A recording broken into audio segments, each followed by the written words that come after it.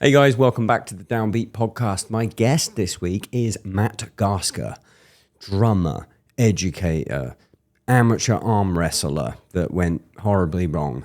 He is, in my opinion, one of the best drummers in the world. If you've seen my YouTube channel, I did a drum lesson with him. I got some problems. I called in the doc, and it was eye-opening to say the least. That video is up on YouTube. But we also had a little chat. We had a chat about his arm wrestling career, which ended in a bicep tear, which took him out of playing the drums.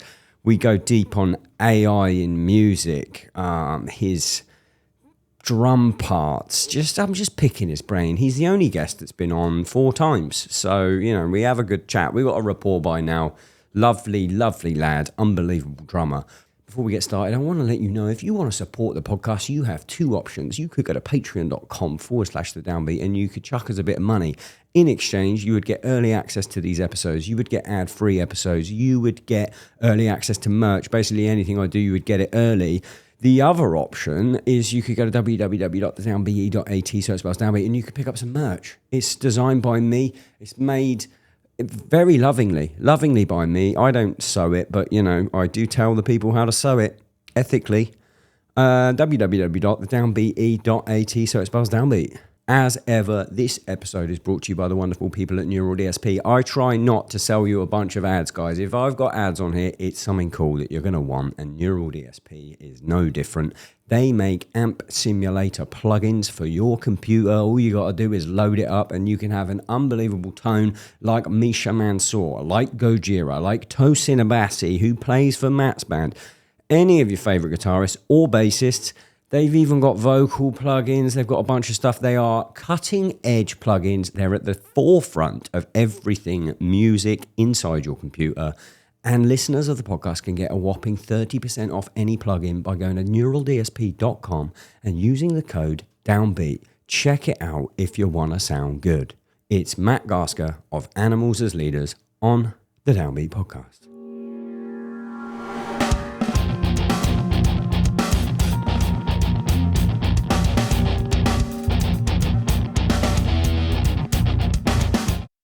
Matt Garstka. Yes, sir. Welcome back to the Downbeat. Thank you, Craig. Thank you for having me again. Do you know, you're very welcome. Do you know, hang on, Biche Unleashed? The Biche is unleashed. Did you know you are now, with this episode, my brain's not even working. You are, I was going to say the most requested guest. You are the most appearances. Wow. Was this 4? This is number 4. Whoa. We had 1 on audio, first time we ever met. Yeah. And then we had 2 video, 1 in your kitchen. Remember that? Oh, yeah. One in your one in an Airbnb in Nashville. Yeah. And now look at us. Damn. Here we are. Now you're in the big rig. No, we're next door neighbors. We fucking are. We've only hung out once, and it was for a drum lesson. But you fucked yourself up, so that was it's kind of on you. We need to do a workout. I need to see what you're doing, bro. I'm slowly recovering. I was gonna say strength, you're the one. I moved, and I feel like immediately you were on tour when I moved with Tigran, I think, and then I was like, sick. Matt's going to be back soon. We're going to go to the gym. We're going to fucking hang out. And then you were like, oh, I've torn my bicep. Yeah. Yeah. You want to run me through that? Well, I don't know. I'd been training for like a year or a year and a half, doing those movements and everything. I'd gotten really into it. And like, I'm sorry, what movements? Arm wrestling. Like there's back pressure, there's pronation, there's supination, and hand control, and all this stuff is largely forearm based. And so I'm like, this is great for drums and grip strength is huge for humans' longevity. So I'm like, and I don't know, I like extreme shit. So yeah. So I was like, I'm gonna be smart and make sure I don't get injured. Okay. Do a bunch of training way ahead of time, be slow with all the motions and movements, and yeah, I don't know. It's different when you're pulling people, though. That's the thing. How do you train for that? Like, so you said you've been doing training. Yeah, so there's like, you can like put belts to weights and like put them around your thumb. Like, there's different ways to wrap the strap basically around your hand to simulate different leverage points. Yeah.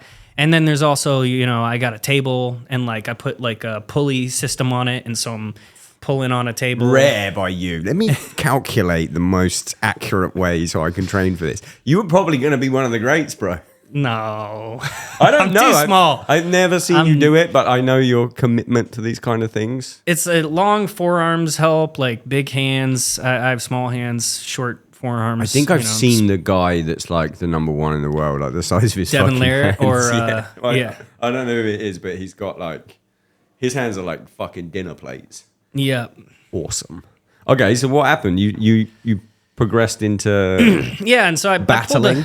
I pulled a few people, and they're like, "Yeah, we take it easy and don't go crazy." And I was like, "I like these guys," And then is that the lingo? Pulled. Yeah, pulling. You want to go other. for a pull? Is that what you said? Pulling each other. It sounds insane.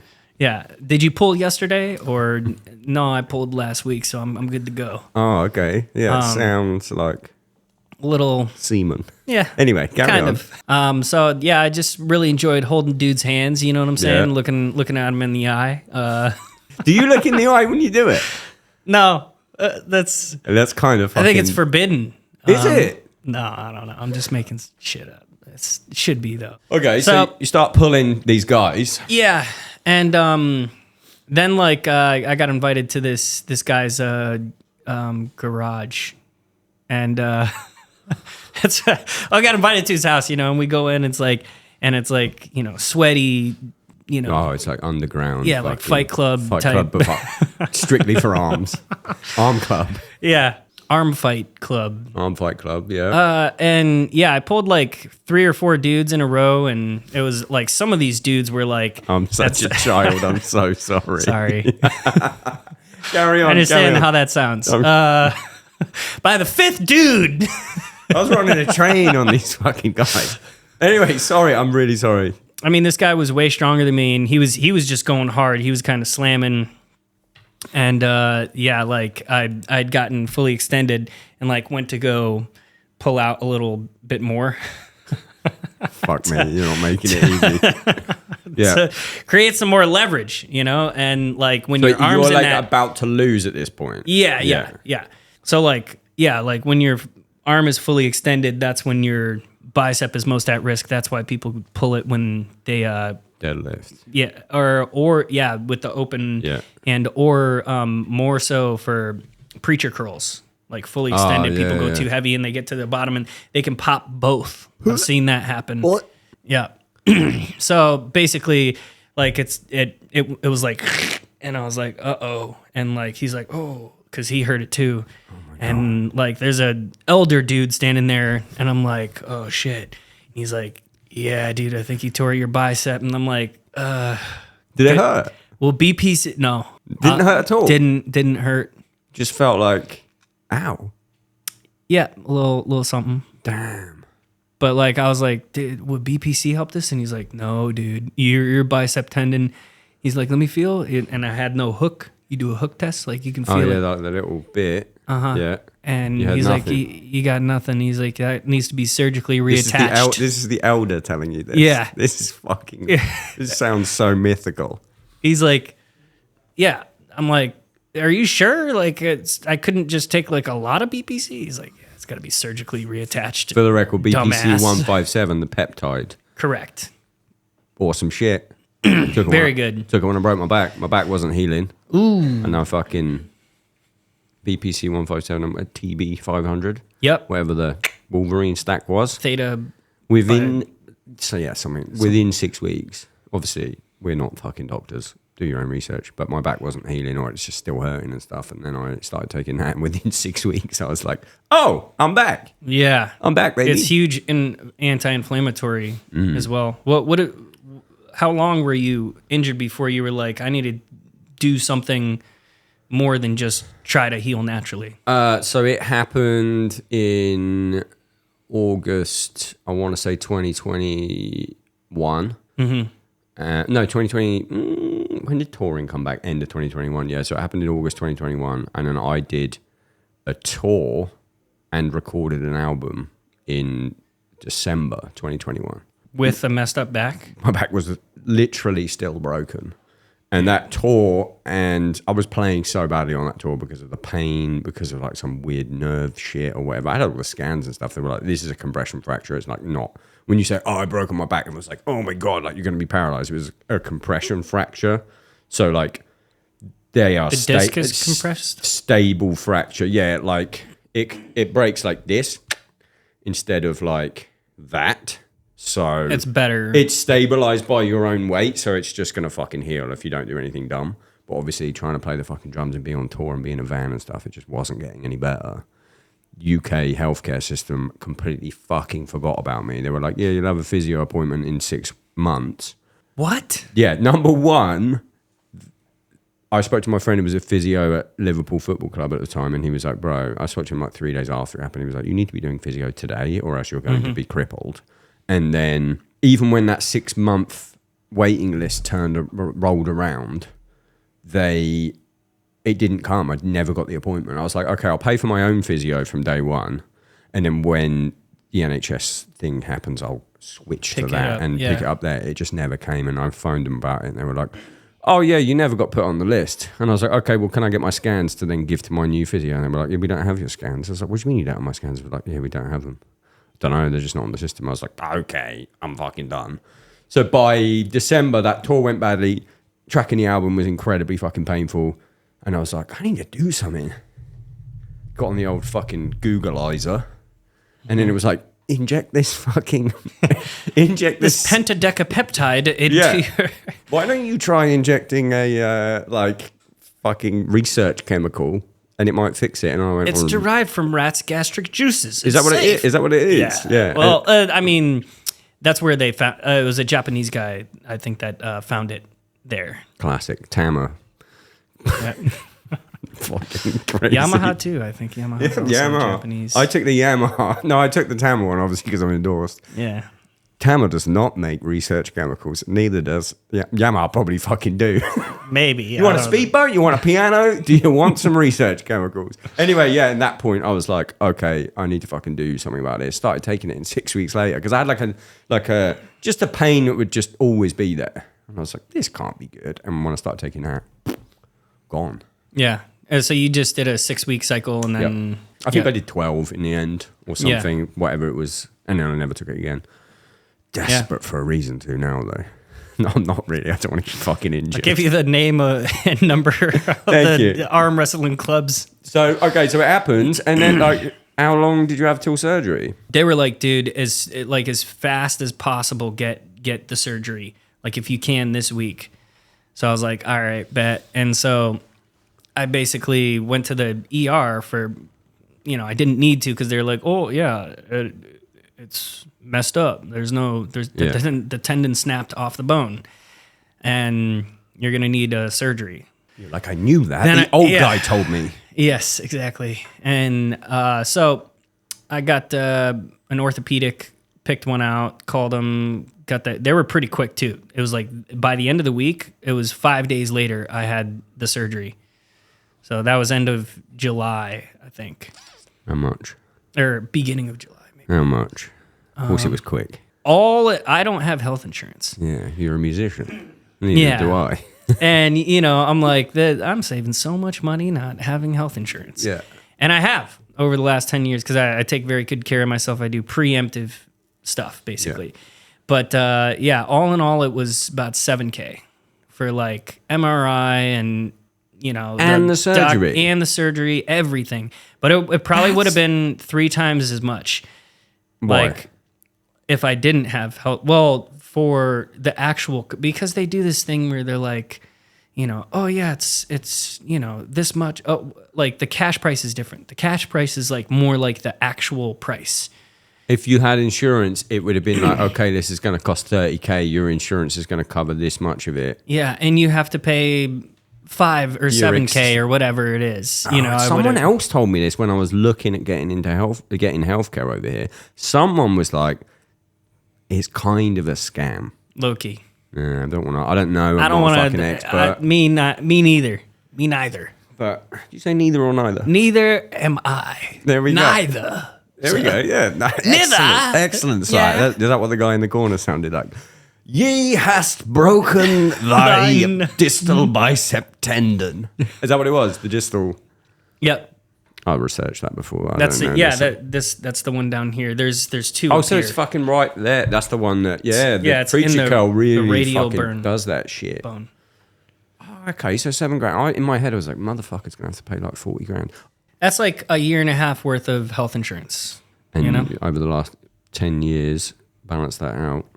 You're still Saved a bunch saving of money. money. Touch wood, nothing else happens.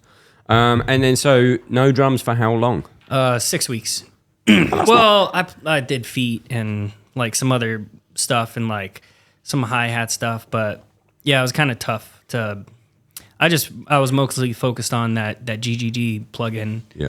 that just came out, by the way. Yeah. Yeah, me too. You want to arm wrestle for it? You can buy one depending on My who right's wins. good. Wait, it was your left. Yeah. You arm wrestle with your left. Wrestle with both, yeah. Really? Is it like Real men do both, Craig. Yeah, but so are you up against a lefty, or are you two righties going lefty? Were you fighting Goofy, or what? No, it's most people are right hand dominant. It's rare guys left hand dominant, but sometimes it is a feminine trait. But Fuck me at this point. the left is sometimes stronger though, weirdly, or in certain ways the left is strong. Like my left they were saying, like those guys were saying, like, oh, your left is actually stronger. It's like me and my feet. You know this. My left's better. I was like at my peak strength. I could do like 65 pounds, preacher curl, not all the way down, but like, curling, and like I'd taken like 5-6 day hiatus, and so when I came back, I was like super fucking strong. I was like, wow, I'm really strong right now, and I think that's kind of part of like what had happened is like my muscle and everything were able to pull so hard on it, and this guy pulled so hard that it snapped.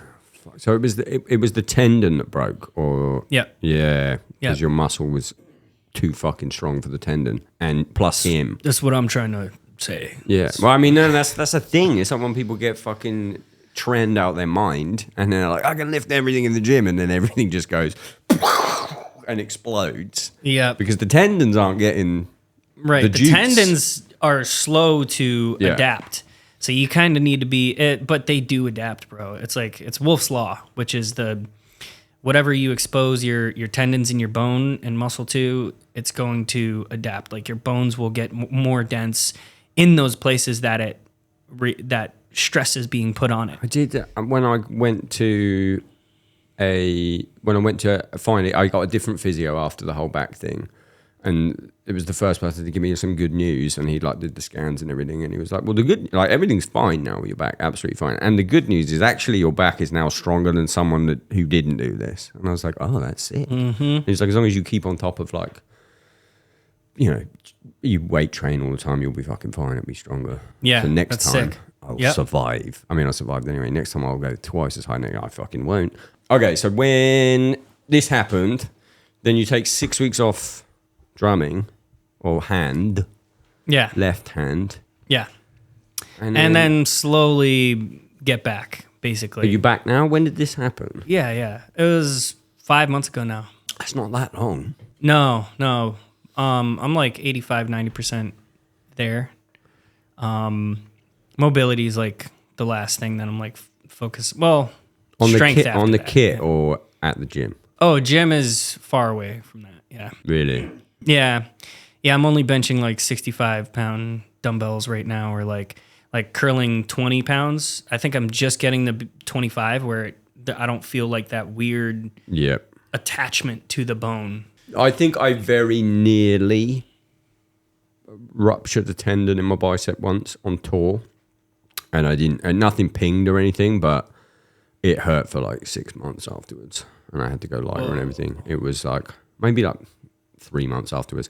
We went to one of those, like, Ninja Warrior. Yep. We went to like one of those, it was like a swimming pool that had Ninja Warrior shit in it, and we were like, let's go do this on tour. And there was one part of it where the only way you could get up to the next bit is to basically do a single-handed pull-up to get over to the next bit.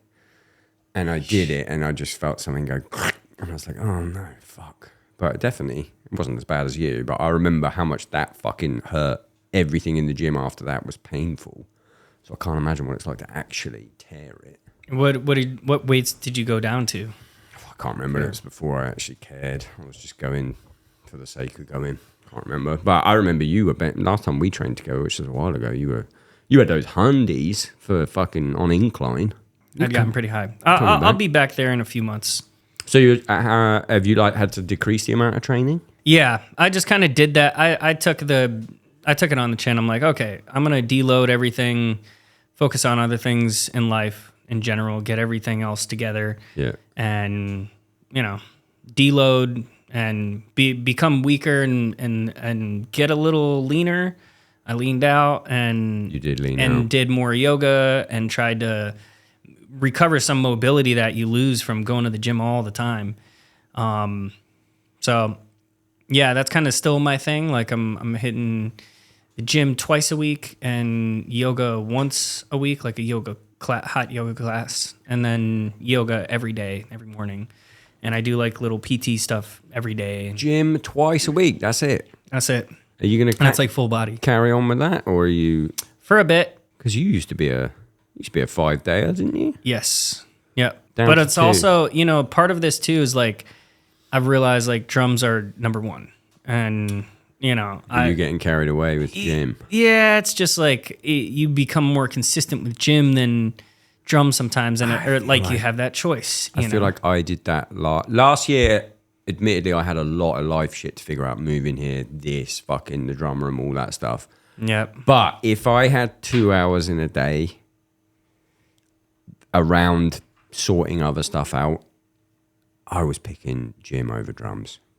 Yep. And this year, I'm kind of taking stock, and I'm worse at the drums than I have been in fucking years. So I'm like taking stock, and I'm like, no, I can't let this bit slip. This is like my whole thing. I love going to the gym. I love the dopamine release from it. But it's like if I don't, like I love him to fucking death. I love the man to death. But it's not sitting right with you. I love the man to the death. But we can't become Lars. I love him to death. But I can't, I need to be fucking practicing. So this year, I'm back on the practice train. Yeah, that's sick. Thanks to you. Yeah. Oh, yeah. Put that video up today. So most people that are watching this have hopefully seen that video, the drum lesson. Do you know that's got more views in 4 hours than any other episode of the podcast for the last 2 years? Really? People were fucking stoked. Sick. You being a guru and me being shit at the drums. We should do that more often. You're too humble. We should do that more often. Yeah. People are stoked. And do you know how many people hit me up? Random people. Like, I'm stoked for you, dude. Cause there's nothing like having like, okay, I'm getting my shit together this year and like kind of putting that, or, sometimes it's month or whatever, but yeah, putting that out there and being like, all right. You got to want to do it. Yes. And like now I know what you're telling me you're stoked with me because you can see that. I'm like, okay, I'm doing this. It's not like maybe I'll do this. But no, it's like I've decided this is fucking happening. Yep. So many pro You've drummers. decided it has to happen. It fucking has You're to. like, this is, something's got to change. I mean, I'm very fortunate that you live down the fucking road because I was sat there and I was like, oh, okay. All right. This year, the foot. We need to address the foot. What the fuck can I do? And I was like, fucking Matt. Can't remember what it was. I think something popped up and I was like, oh, fuck, I forgot he lives 2 seconds away. Down the street. Down the fucking street. And do you know how many pro drummers I've had hit me up today? Like, number one saying, how much did Matt charge you? Because they want to get in on the game. Mm-hmm. And then number two, just being like, that was really fucking helpful because, like, off the top of my head, Ralph that plays for Poppy and Dan that plays for Architects, both of them hit me up today and just like, yeah, I got this same shit with my feet. And they're like, this is super fucking helpful. And it's funny how many pros... Me and Dan were talking about it extensively today. I think some people... Because I never got taught foot technique, ever. And I think some people who don't get in any form of technique, some people just, they sit on the kit when they're learning and they happen upon the best way to do something. And some people just don't. And I think... They're the church cats. They got feet, bro, and they do the slide technique like it just comes to them. It just happens. Why? From Is that him? maybe, bro. You got to convert. You got to get rid of these freaking pentagrams, bro. Fucking problem. But yeah, Cursed. I think some people just. It's the same way. Like I feel like everyone after playing the drums for a certain amount of time will naturally come up with some form of molar in their like hi-hat playing. You know, like they want to play fast. Your body at some point. It is natural. Yeah. That's right. It's a naturally occurring thing, but there are techniques that we've kind of honed and I don't know, gotten very specific on, like, okay, this is how French grip works. This is how German grip works. This is how American grip functions. And French is thumb up. German is thumb in. What's American? In between. Fucking classic. like that. Let's just do this in the middle. Yeah. That's pretty funny. Feet, I feel like some people do sit on the kit and they're just like, oh, that's how you do that. And I just never fucking had it. So I'm super stoked. Madison will tell you, I've been doing those exercises. Has he? Has he been doing the spanks? Yeah, every day I've been doing those fucking spanks. And then also I've been going into stream and I've been like halfway through the stream and I've been like, guys, I can feel that I'm not feeling my leg right now. I'm stopping and I'll turn the stream off and I stay there for another 2 hours and I just practice. So it's terrible for content, but it's great for like improving. The playing. And it is getting so much better. Like even from fucking, when was it? Last week? It's got so much fucking better. Sick. Graciously thankful that you live down the fucking street. Yeah. I had one last question on the bicep tear stuff. Did that affect your mental health, having like an injury like that? Because it would have crushed me. At times, yeah, I was like, I would be a little aggro. And also like, yeah, it's just, you're constantly getting like pulled back, you'll make some improvements or something, or it's just like, dang, when is this gonna fucking sort itself out? Because like, I'm on the peptides, I'm doing the right things, all the right things, like, so yeah, there was definitely times where I was just like bummed, but like all in all, man, I just like kind of did the radical acceptance thing, and it is what it is, and it's my job to make the most of it. It's my job to find the other things to do so that I'm setting myself up in 6 weeks, or I didn't realize it'd be like 3-4 months. Yeah. Till I was really like going.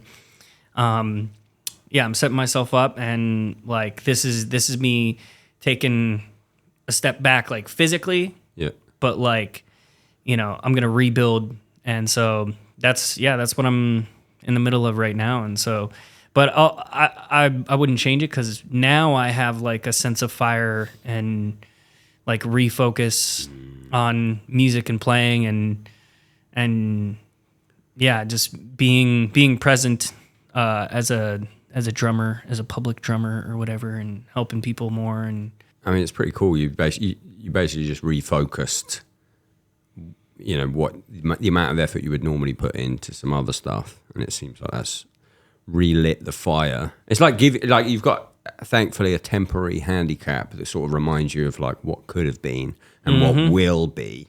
Yes. So you're like, and okay. So have some gratitude for like how you have your health. A lot of times we take it for granted until it's gone. Yeah. Especially health. Like when you get sick or something, it's like, dude, I just want to feel better. Oh, bro, I hate it so much. All right, when I get cold, I'm like classic man with a cold.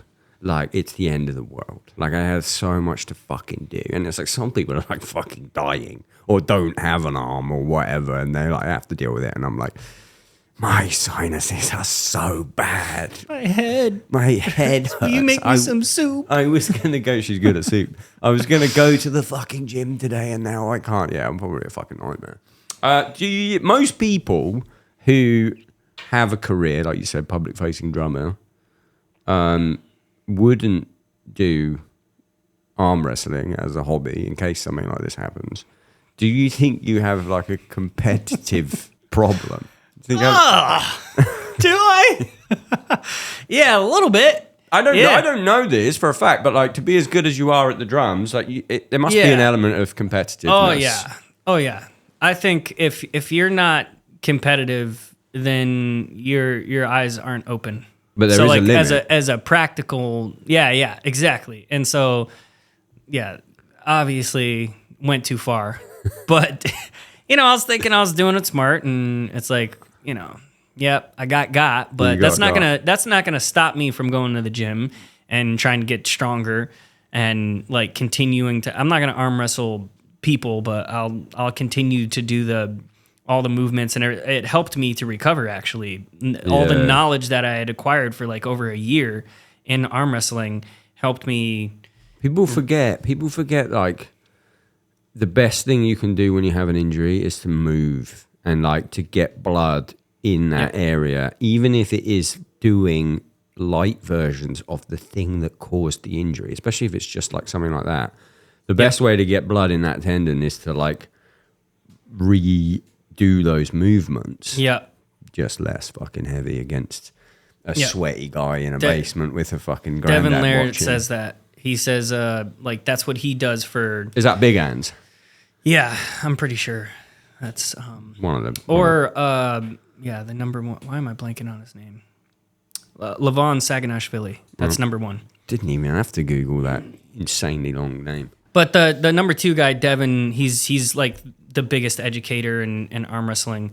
But that's one thing that he says is like the recovering or coming back from an injury or a match or something. He does really light work. It's blood flow work because there's not a lot of capillaries and stuff. When people tear a pec, now you got to get back on that pec routine pretty soon. Yeah, there's a limit though. Be fucking careful, bro. I'll say there's a limit to how, because I was thinking that, and I was like, what's that irritated feel? Oh, let me lean into that a little bit and try to strengthen that. And I think there's a limit to doing that.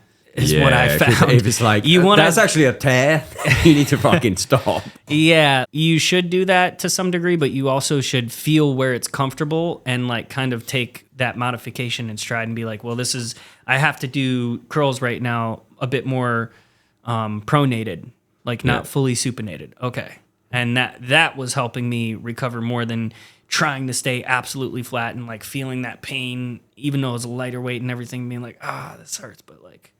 There's a balance. Pain? Do you think the competitive nature that we just talked about, does that come out in writing with animals as leaders? Do you like try and outdo each other? Because like musically, it kind of sounds like you are just like, really? Like, do you ever write something and just like, fucking, let's see you trying to write to this? I think it's just exploration and trying to innovate. Like I'm competitive with myself, but like mostly it's stemming from trying to do some new shit. Yeah. I'm trying to go where others haven't gone, and because of the nature of music, it's been around for thousands of years. The likelihood you're gonna innovate in a very simple thing is next to nil. Yeah. So the more towards the edges of complexity you get, the higher likelihood you have to create something new. But you don't want to be out in space where no one understands, right? So it's like there's also an art to delivering that complexity in the most simple form so that someone can understand it. Understand it on an intuitive level of some sort. Which I think animals really does do. Like you can play animals to like a normal person and like, like a normal person, like a human being, and they'll be like, oh, this is awesome. And then you like explain what's happening here, like, oh well, he's playing groups of 5 as 16ths, but then here he moves the backbeat so it's quintuplets, and they go, I don't know what you're fucking talking about. So like, you do a good job at like making it digestible, so the nerds can still pick it up. Right. What I always laugh the most about is like the fucking the live video of Cafo at Brutal Assault. I did a reaction video. It was one of my first reaction videos ever before, when I used to do reaction videos. I could never get over the fact that people are clapping that pattern. Whatever it is. Like, and the whole crowd's doing it. And then we go and play a song in 4/4 and we want everyone to stay in time. Maybe we want them to clap on 2 and 4. Maybe we want them to clap just straight quarter notes. Dog shit. You got... Yeah, it's interesting. That It's fucking crazy. it's kind of uncanny, yeah. Like, I couldn't believe the amount of people clapping that perfectly in time as if they have a click. Perfectly. I mean, you're talking... comparatively. Oh, yeah. It's pretty tight considering. Like, usually people clapping on the backbeat or whatever, it's like, you know... shot like a million claps rushing, everyone's rushing, and then there's a few people actually hitting on beat. So like to be able to do that pattern in 13, that's what it is. 1 2 3 4 5 3 4 5. Oh yeah, it is. It's 13. That's why I can't count it. Was there ever a discussion to retrack the first album with you on drums? No, but I've thought about like maybe I'll do like some videos of the first album stuff, but yeah, they don't have the stems for it. So basically we have stems and like we ended up redoing some of the stems, like some of the bass stems and synth stems, but there's no guitar stems. Okay. For that. So it's kind of like a practical issue. Because when I go back to those songs, I actually go back to the live album, which, I mean, I do listen to the album. I love that album, but I go back to the live album that Ronnie mixed, the whatever it was, I can't remember, because I want to hear you on those fucking old songs. But you missed the 10 years, so I was like, if they were going to do it, they would do it for the 10 year. Guess you don't care. Guess bands don't care about the first album. Do you care about it? You weren't even on it. Yeah. Well, still, I listened to it like I was listening to it for years before I joined. Did you think it was a real drummer? I did. So did I. I was like, this guy is insanely clean. Yeah. I got to practice being insanely clean. I got to practice these 6-stroke rolls at like with insane velocity. It's like, oh, that's fucking crazy shit. Yeah. It'll push you. I'm a big, I mean, most of these people know I'm a big Animals as Leaders fan. So I've got a bunch of questions on Animals as Leaders, but we're going to get to that. Oh, I heard while we're talking about the writing, I said, do you think the competitiveness plays into it? But you've said you're more of a self-improvement competitive person. I did hear a rumor, though, that you have like a system, and correct me if I'm wrong, this might come from a bad source, that you have a system for writing things, or you've been working on a system for writing things, or maybe a combination of both, that confuses almost everyone except you. Is there truth to this? I don't think so. I mean, the sentence I heard was Matt's working on some crazy shit that I don't even understand. I believe it came from Tosin. Oh, yeah. So, yeah, I guess rhythmically speaking, yeah, there's a new level I've started to unlock, a new like series of, because the metric modulation stuff I was going largely based off of groupings in time signatures to play like a relative 5/7. So like explain this like I'm 5. Okay, I am 5. Yeah. All right, so the most simple form is like you have 1 2 3 1 2 3 1 2 1 2 1 2 3 1 2 3 1 2 1 1 2 3 4 1 2 3 4 1 2 3 1 2 3 1 2 3 4 1 2 3 4 1 2 3. What do you mean the most simplest? Okay. Of this precursor to what I'm okay. So 1 2 3 1 2 3 1 2 1 2 is two fives, and you've split it up. Correct. Yes. So we're in 5. Yes. And there's 10 eighth notes or whatever. Yes. And it's 3 3 2 2. And then you can imply 4 4 3 3 over that, and now you're in 7. Now you have 14 notes total. How are you implying that? With basically, we'll call it a clave. Yeah. You know, that. Okay.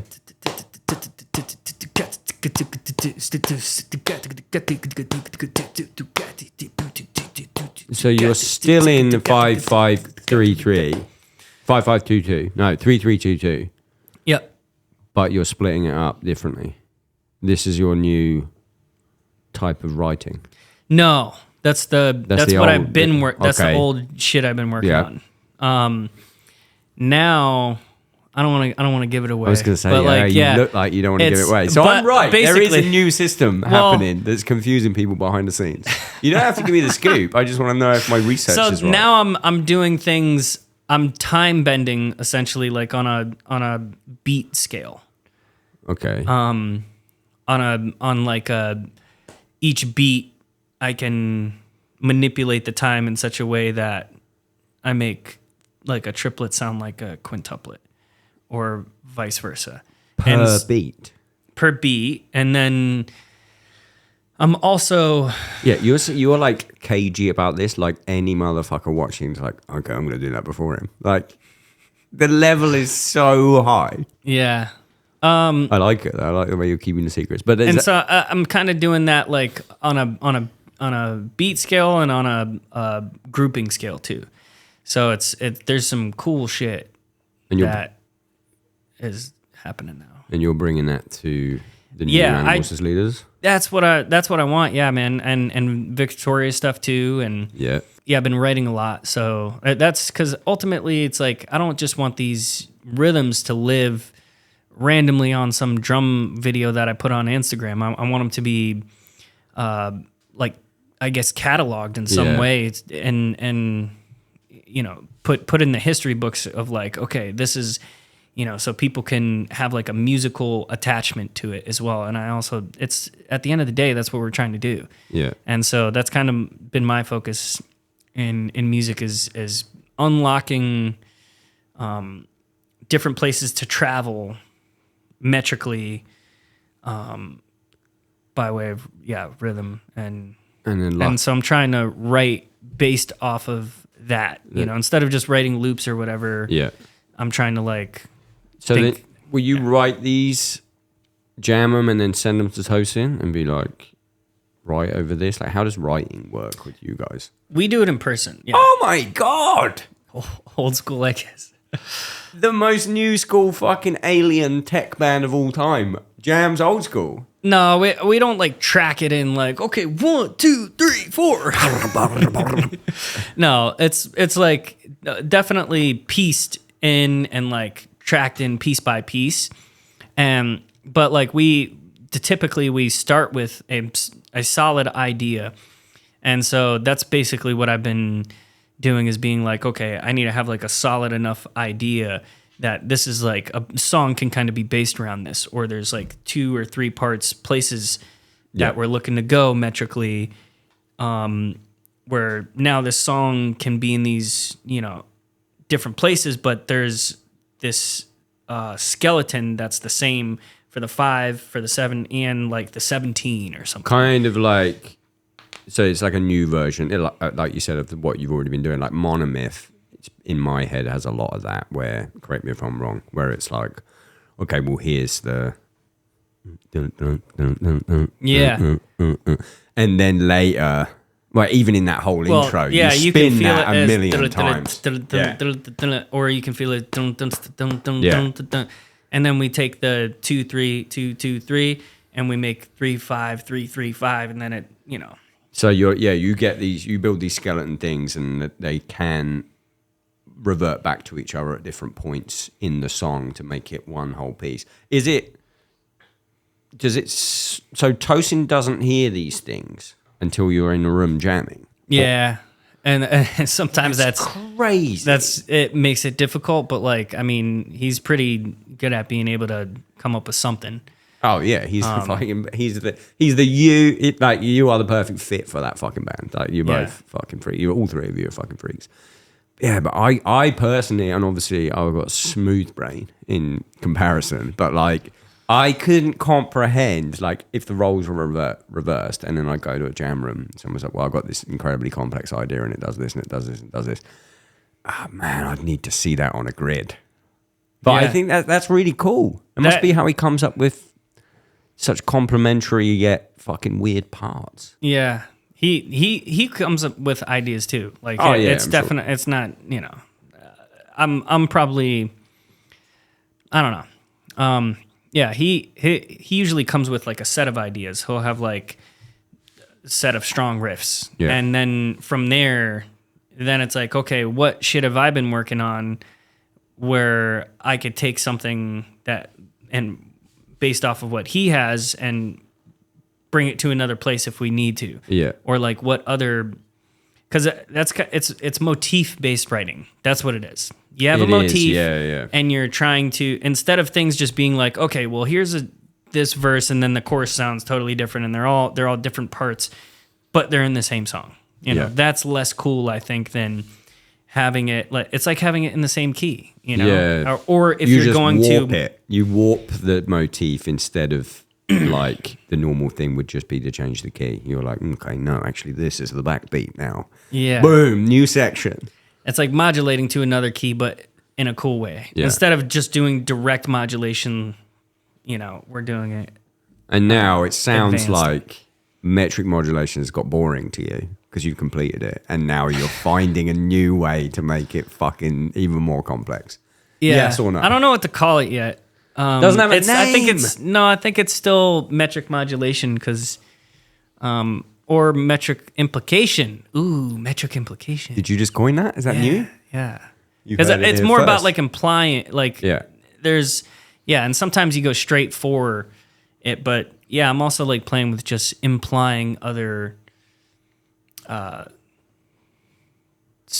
levels or something. Did you ever get that Gavin Harrison book back in the day, Rhythmic Illusions? I did, but I didn't get through it. I didn't That go was through it. that was one of my first, like the first thing that I realized the metric modulation stuff, and I went through that whole book. I can only remember like maybe 5 of them now, but like that was eye opening for me. Yeah. You ever meet him? No, not yet. Not yet. He is, as you'd expect. I would expect him to be reserved, but Yep. like zen, Yeah. He requested particular and like responsive directly to what you said. Like he requested a different green room because we were sharing a green room together.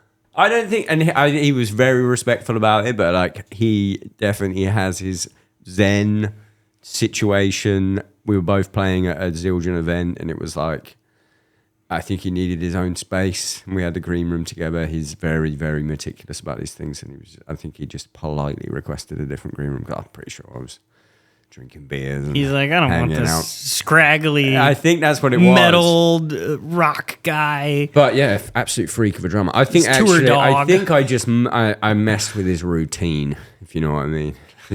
You're like drinking beer and burping. Yeah, I think I messed with He's his like- routine. He wasn't happy. He was nice though. He was really nice. I'm sure he thought nothing of it, but I would love to see if it was like, to know if it was like a meltdown that I didn't know. I was like, "What's up, Gavin?" Blah blah blah, like being all bit like this. He's like, "Oh, it's okay, Craig. Yeah, okay, nice to meet you." And then like within fucking 20 minutes, it was like, "Yeah, we put you in a different room." I was like, "Oh, interesting." And you know what? In my head, I was like, oh, maybe I moved his sticks off his practice pad at some point. Yeah. I mean, that's pretty outrageous behavior from me, to be honest. But like, I don't know. I messed with the system. He wasn't very happy. Yeah. I'm sure he's fine.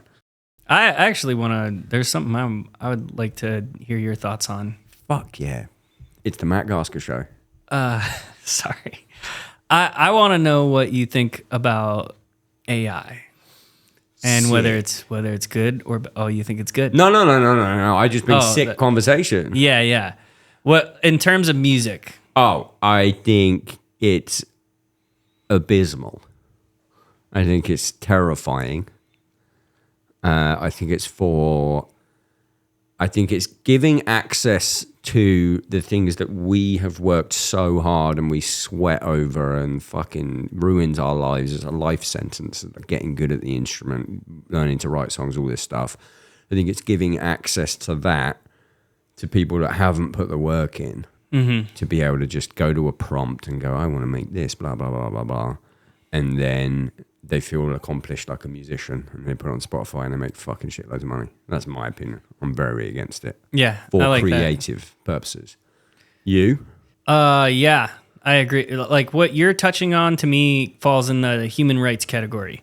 It's like because they can't utilize, they can't make AI creative without, or they can't have it produce this stuff without training data, Yep. which is humans. And so technically now they're stealing the intellectual property or licensing it in some way. And Suno's already been caught like scrubbing YouTube and stuff and basically stealing the intellectual property. So I think we need to, for AI in general, develop human rights for human intellectual property. Yeah. But beyond that, I think, it's making it very easy for people, and it's just doing what producers have been doing for like the last 20 years, which is reproducing, just being like, there's a hit and it's like some shuffle and, it's got some old 80s thing to it. Okay, let's just, we're going to steal that and we're going to try to do a hit based off of that. And so these people's jobs, I don't feel bad for these people. These people who have just made derivative crap and just like kind of like hashed other stuff, or just make like straight up trap, and it's like everyone's still making it though. You can dislike it, but a guy's still making it. Okay, so maybe I do feel bad because they're humans, right? Yeah. And so it's really about being able to make the decisions necessary to curate your own style. Yeah. So that's where I'm kind of callous towards people who haven't done that process. I fully get what you're saying. They just like are like, I'm going to do this CGDG progression. Yeah. What I'm basically saying is that those people should be very afraid of AI. Yes. And so musicians, we've got to be like, we need to be creative and dare to do something outside of the perfect lines of what genre are you in, or what style, or what bands are you emulating. It's like emulate your own sound that comes from within. Actually be creative and don't just rehash what everyone's done, because AI is gonna do that now. And so I'm imploring people to do that, and also at the same time I'm like, when you're working in a program and you're tuning the synth and, I don't know, taking all this effort to make it sound a certain way and put these elements together, like that's what we could be missing out on if we're just allowing AI even just to write parts or whatever. So it's it's going through the that happy process. accidents that happen as a human twiddling with knobs. I mean, I agree. I mean, I think we agree. We're on the same stance with this. And I do agree. A lot, particularly in metalcore, a lot of bands, they just sound exactly the same. And, it is often, the producer helping that. But at the end of the day, the band is saying, we want to sound like this band. And then they go to the same producer so that they can sound like this band. Those guys are in trouble. My issue is like what you're saying is like, we need to dare to be so outside of the box that AI isn't trained on what we do. Correct. But the problem is the majority of fucking music listeners, the majority of the music that pays the bills is the shit AI is going to be able to do. Yeah, and that's also a big problem, because then we're as a culture accepting that degree of like McDonald's burger patty. Exactly that. And also, I'm already hearing it. How many, I implore everyone to just listen next time they're at, this is like another way we're just getting fucked. Next time they're at like a cafe or like McDonald's, maybe, I don't know, but like the people that aren't paying their license to play radio, they're now using AI versions of popular songs because they don't have to pay the licensing. Yeah. And I saw a thing about that. In Europe, it's big. I noticed it when we were in Europe. I was like, this is like Taylor Swift, but it's not Taylor Swift. And someone was like, it's AI. And I was like, it's so they don't have to pay the fucking license for PRS. I think it was in the UK. PRS, you have to pay. If you own a place that plays music publicly, you have to pay a license to PRS so that they can then collect royalties on behalf of all of the artists that you've heard. It's how we all get fucking paid. And now they don't have to do that because AI is fucking doing it. They should have to pay everyone that they stole from. How do you police that? You need to have it so that You the need laws AI say to figure it out. to be able to see what their training data is. And then you just split that. Well, that's the thing, is that they need hundreds, if not thousands or tens of thousands of examples to be able to create this stuff. Human examples, by the way. Yeah. So now you've got to pay royalties to 10,000 people because that's what it took to produce this AI piece of music. And so now we're getting 1/10,000th of a cent for it's like Spotify on it. So we need to make crack. laws. Yeah, exactly. We need to make laws that protect humans. That we're far behind on this right now. I think we're fucked. I honestly just think we're fucked. Like I can't see them even being like. How do you get the infrastructure for that? You gotta make crazy new shit. music. You gotta be creative. Start being creative, musicians. Stop playing 4 on the floor. Or like stop playing the that's the shit. The gigs. Stop playing the shit that's gonna make you money. Yes. Everyone, Yeah. go into my world of insane. I mean, I'm with you. I don't listen to fucking normal person music. I just don't. I like the weird shit. However, as humans and musicians, we have many contemporaries that rely on that dog shit music for their living, and they're gonna get fucked. We're gonna get fucked. We're all gonna get fucked. I will say this about AI: I've got a conspiracy as well. I don't know if it's a real life conspiracy. It already exists, but this is my conspiracy about AI. Mm-hmm. I think they have deliberately trained it on the arts first, music, art, blah blah blah. So that it will make those jobs obsolete, so that people will not do those jobs because they want more people to be doing the other work for the man instead of being free and making music. Because if you're good at music, there was a hot period where you could make a lot of money, and now everyone, you ask any kid what they want to be, I mean, number one is probably YouTuber, but number two is something creative. No one's going like, no one's even going, I want to be an astronaut anymore. They're like, I want to be Logan Paul. So I think they're going to destroy creative jobs. So that all companies are using Sora for their video, and they're using just AI. Oh, we need to make a pamphlet for something. Do you want to pay the illustrator? No, we'll just get AI to do it. So that those jobs become obsolete. So there's more people to do the drone work. Right. That's my fear. I could see that. When AI should really be doing the drone work. Right. That's what we should have it doing first. It should be replacing like the doctors who are like looking at the X-ray, because it can spot and save lives. Yeah, there's some good that shit. should be or taking like the accounting jobs, because like, do we really want humans like doing those jobs? I'm sure they would rather be doing something else. And also a machine, I mean, other than you see the thing where ChatGPT doesn't know how to spell strawberry.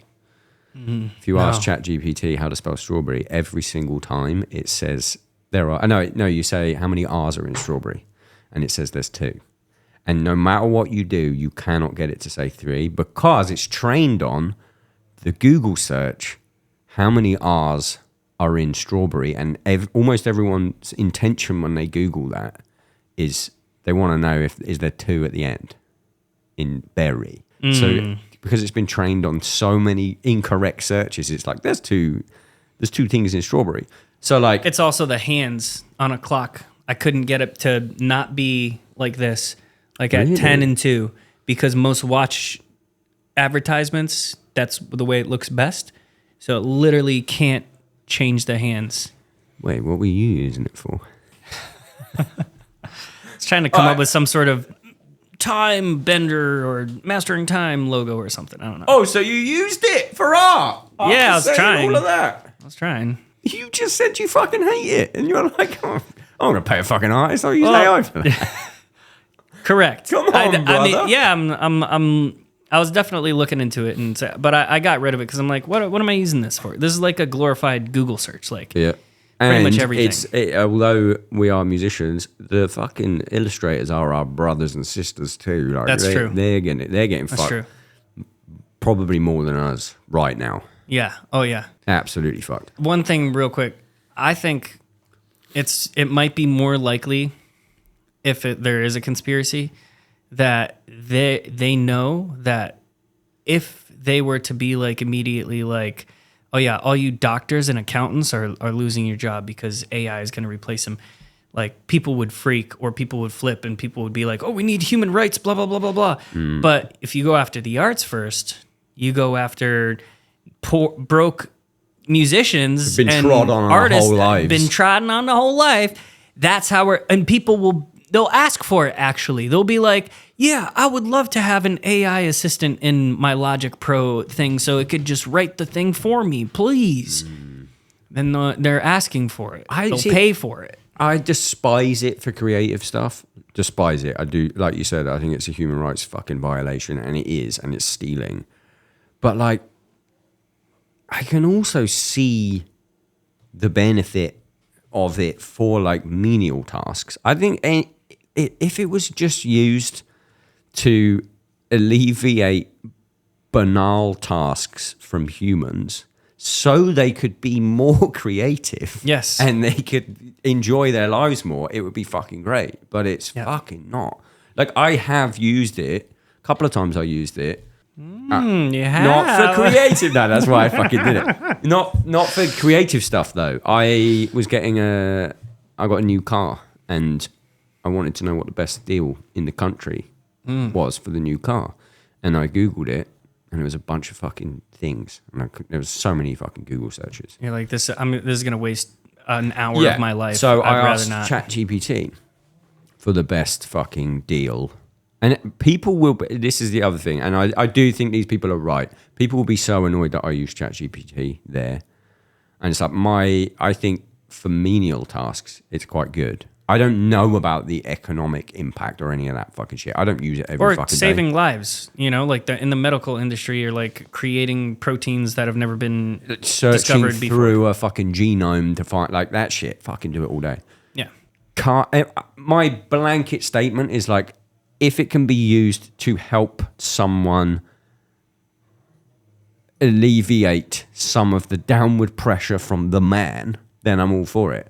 Prime example, getting fucked at car dealerships. So I ChatGPT's what is the best deal for this car with this many miles and this year in the world? Like, what is the best deal that you can possibly get? And it came up with one manager special in fucking Long Beach, California, and it was like a website you couldn't even get to from the official website. It was just a manager special that was like an email thing. It was like the end of the year, they're getting rid of all these cars. So then I went into a car dealership. I was like, I'm looking at this car, blah, blah, blah. They said, this is the best deal that we can do. And I was like, well, what about this deal in Long Beach, blah, blah, blah. And they were like, pretty stumped. They were like, I don't know how they're coming up with that figure. That's crazy. And I was like, well, I could just go to them and get them to ship it to me because it's so much. It was like half the price. It's so much cheaper. They ended up fucking doing it. ChatGPT, baby. They shipped it to you? No, the people The were dealership were like, dealership we want your phoned the business. other place and were like, are you doing this deal? And they were like, this yeah, real? okay. And then they did it. I didn't tell them Sick. ChatGPT was involved. But for stuff like that, I'm like, okay, like fucking go for it. I don't know about the economic things. Get it out of creative shit. Get it fucking gone.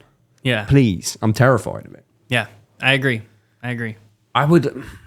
Where's your line though? Okay, I'm going to give you an example because I don't know where I stand on this. So, like, editing drums. Let's assume you edit your drums to the grid, which I'm sure you don't. But let's assume you track something and whoever wanted it edited to the grid. I know Beat Detective exists on Pro Tools, but it's very flawed. AI Beat Detective. Is that you using that? I don't know where I stand on that because I would normally pay a drum editor to do that. Mm-hmm. I massage stuff. So, and with animals, they they want like almost they would probably not notice if it was 100% quantized, and they want it more like that.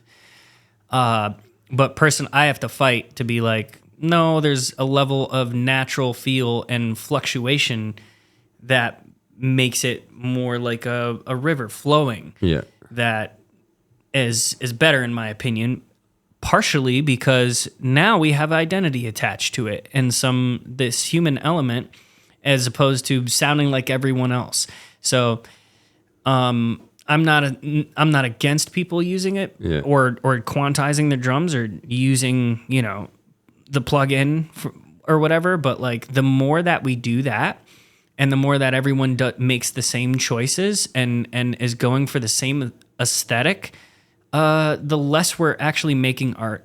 So there, you said get it out of the arts. It's like, what about people who are not artistic, who are in the arts? They're simply making derivative bullshit or just making choices that everyone else is making. And they're like, oh, I want to just sound like this other band.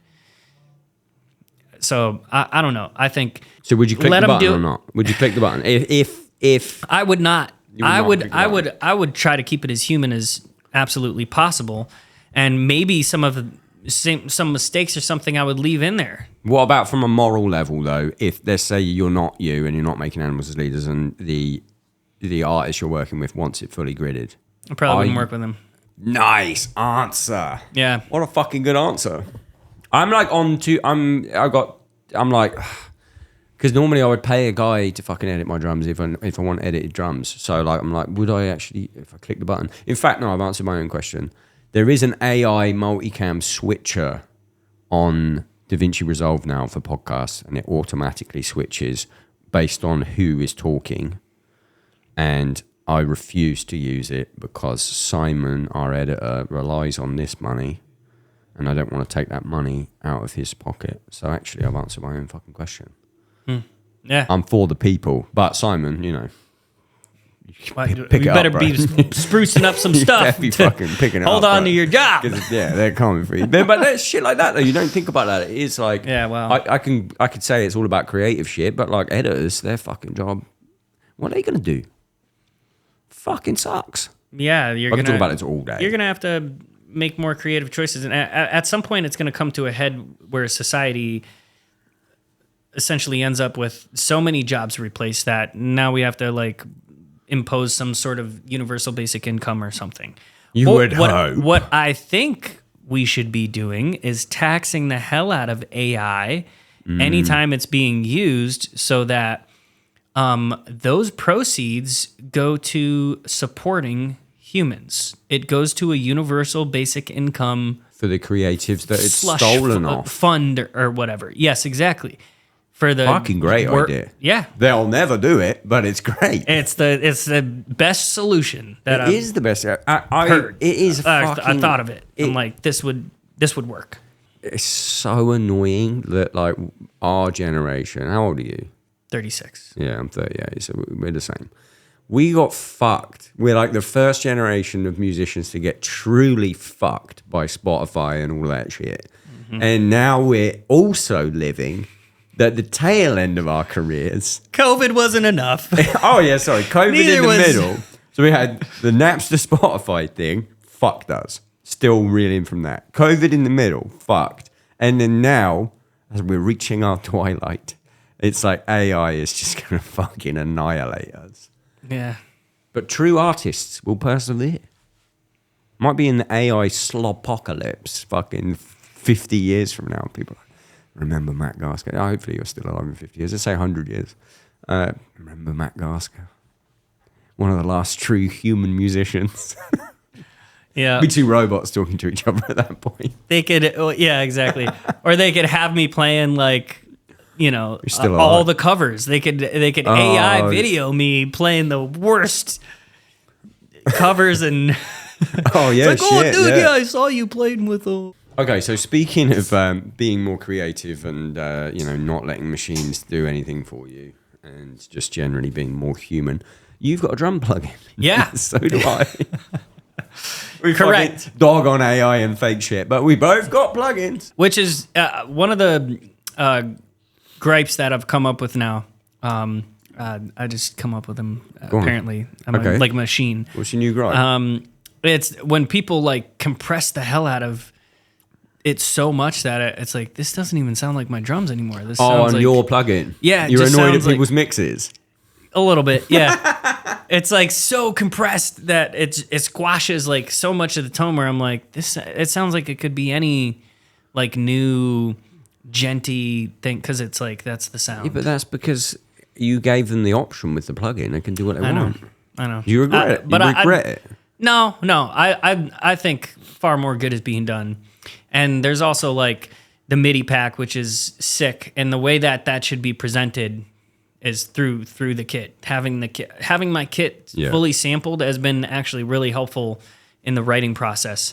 With like doing my own thing or with Victoria, with Animals, we've got full mic setup now, so I do real kit on the demos, which is sick. Definitely gives more character, but yeah, I'm not regretting. I think it's sick that anyone can have my kit, basically. Did you find no regrets? No regrets? No regrets. Did you find the actual sampling or the grooves more difficult and or annoying? The sampling was tedious, but I was like, I'm gonna focus on every tiny. I'm gonna put as much effort into, and by the end, I was like, okay, this is kind of shot. Yeah.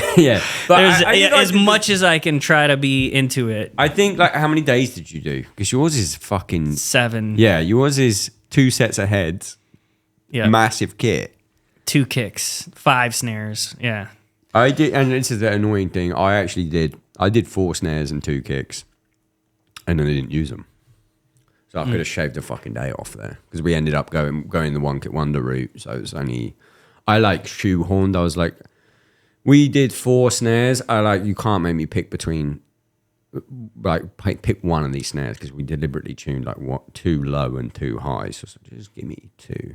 But like, I went into it like you. Maybe first 3 days, I was like, this is actually kind of good for my playing because like I'm guessing what velocity this is going to be, and then I'm nailing it. Like, this must be really good for my like knowledge of how hard I'm going to hit the drums. And then day 4 comes around, I'm like, I want to go home. This is fucking crazy. Yeah. It's the MIDI pack was fun, but it took a while. How long did yours take? How long do you think? At least a month, right? Oh, bro, maybe 2. Yeah. Maybe 2. Because I was also... Did you clean yours up? I did. Yeah. I did it myself. I was like, you guys don't have the brain. Black belt in dotted quintuplets, because I did have some stuff like that in there. Yeah, your group pack's fucking crazy. Do you, ours came out quite close to each other, but I do like, I really don't think there's any stepping on each other's toes. They're 2 completely different fucking products, 2 completely different groove packs. It's 2 different sounds, yeah. Yeah. The grooves were at first like, I don't know if I know 300 grooves. Like eventually I did fucking know it, but like it's kind of hard to like the way they ask for it in a song to like, or at least it did for me. You know, you can make us whatever it was, 15 songs with 20 parts. Oh, like 10 parts for a verse that are kind of variation, 10 to 15 variations on a verse, and then same on a chorus. And I was like second guessing myself with like, okay, well, like the minute the MIDI is in there and I see where it is off the grid, and I'll be like, I could just press Q. There was a lot of that. I think a lot of the time was the cleanup where I'm like going through it and I'm like, yeah, but I don't know how that's going to sound with the guitar. That sounds good right now and it's not on the grid, but what if someone goes to play it, blah, blah, blah. So I think I was like... You got to kind of err on the side of caution and quantize a little more. Yeah, because they might also take the tempo way down too. And then their project's sloppy. at 90 instead of 115 or something, you know? I did notice that with mine. I don't get annoyed by people's mixes because mine is like the mix it comes with is like the mix you get. It's not like as outputted and intricate as your one. But like the only thing I did notice with a couple of people's playthroughs where I was like, my brother in Christ, that song was written at 150 and you've written a song at 200 with those parts. Like, no one's going to be able to play that. Yeah. No one, but Guitar players love that. still got paid. They loved it. That's one of They their do. favorite things to do. Yeah. Hey, I wrote some insane drum part because, I thought the guitars, writing more interesting on the guitars just wasn't cutting it for me. So I wanted to do your job for you, and here it is. Exactly. And you think you're comfortable at this tempo, it's 30 BPM more. Enjoy. But now you got a plug-in to give people to come up with your shit. I would like to see, because I haven't worked with anyone yet, I would like to see, like, if before we start working together, I can be like, can I give you my plug-in? And then see if they can build some shit out of grooves I already fucking know. Be very fucking easy. Yeah. Oh yeah, you can. That's what you should be doing. Mm-hmm. Basically, is like having a catalog. Well, yeah, catalog. I would do it again. I think I would do a MIDI pack again, but like, I need some time. Same. I need like 18 months, and I'll be like, I'll do another MIDI pack. I can fucking do. Because yours is like, do you ever get worried that it's just too big brain for people? Like some mad guitarist will write a cool Animals as Leaders style album with your shit. Who the fuck are they going to get to play it? A lot of people don't have, a lot of people are doing the bedroom thing where it's one person and it sounds like a band, but it's one person. But if they want money, kind of started that. Yeah, but if they want money with AI, they're going to have to go on the road. That's the thing. AI eventually. Yeah. I had this chat with Mark Morton from Lamb of God, and he had admittedly, he's quite removed. He deliberately removes himself from like technological discourse, but he was like, bro, I went to a show last week with 50 people in it, and my cousin or something played, and like everyone loved it. Like, that's never going to go away. AI is never going to take that away. No. My counterpoint to that was like, yeah, but less people. Not that people start doing music to play to make money, but like less people will be musicians because their parents or whatever be like, well, that's not a job anymore, so you won't get the support.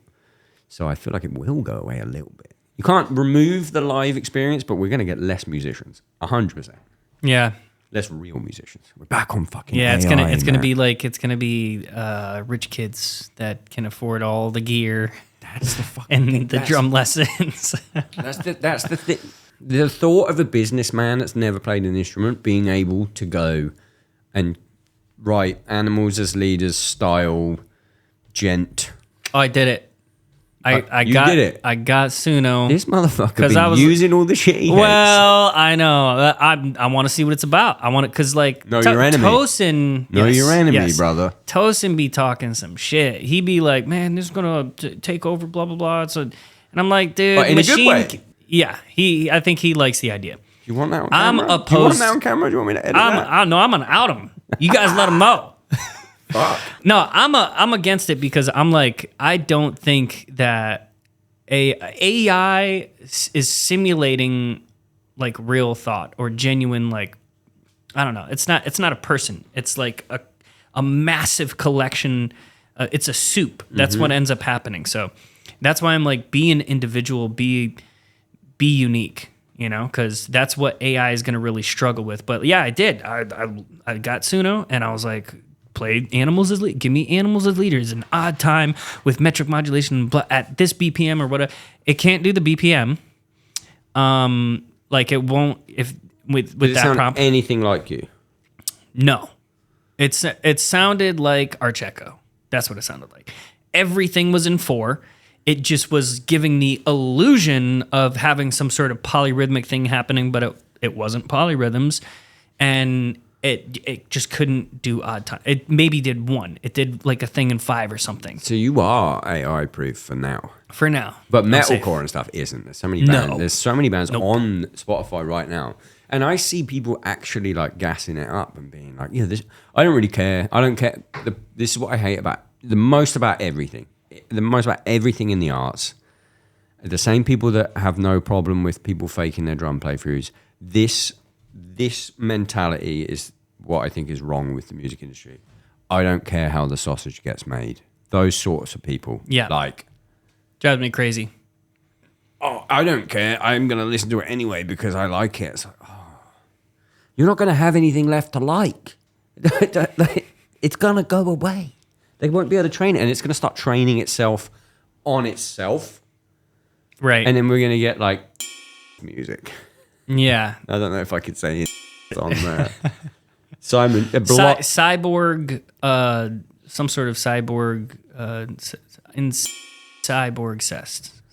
There's going to be, oh, fuck, I nearly said something insane. Incestuous. Incestuous? That's not necessarily, but it's incestuous. Yeah, we got to stop saying. I think it just gets flagged, rightly so. What are you doing, step computer? what music are you making, step computer? I'm just writing some backdoor algorithms to steal your downbeats. Okay, I feel bad, like. Why do you feel bad? Because you're just asking me questions, you know. It's my fucking podcast. Sorry. I do what I want. Do you want to ask me a question? People have been doing that a lot lately, actually. All I had was the AI thing. That's all. And I don't know. I'm working out, but I'd go to the gym. I'm doing min-max training at the moment. So I'm doing what's that? Sets of 6 to 8 high intensity. It's exhausting. It's kind of fun though because I'm in and out in like 45 minutes. But it's like, and I've been doing volume training for so long, where I'm doing 3 sets of 15 and stuff like that, and then now I'm doing 2 sets of 6 to 8 with like big warm-ups. And it's kind of fun to throw heavy weights around. Like I'm doing lat pull downs that are like 35 pounds heavier than me. So when I finish the set, it takes me up with it. Like it's kind of awesome. Like I'm doing my lat pull downs at like 225 now, and it's like once I finish that 8th rep, I just let go and I just go. Whoop. It's kind of sick. It's fun. But that's it. That's all I've been doing. My New Year's resolution, other than getting good at the drums, is to eat more. Last year I just didn't eat enough for training. I kind of stagnated.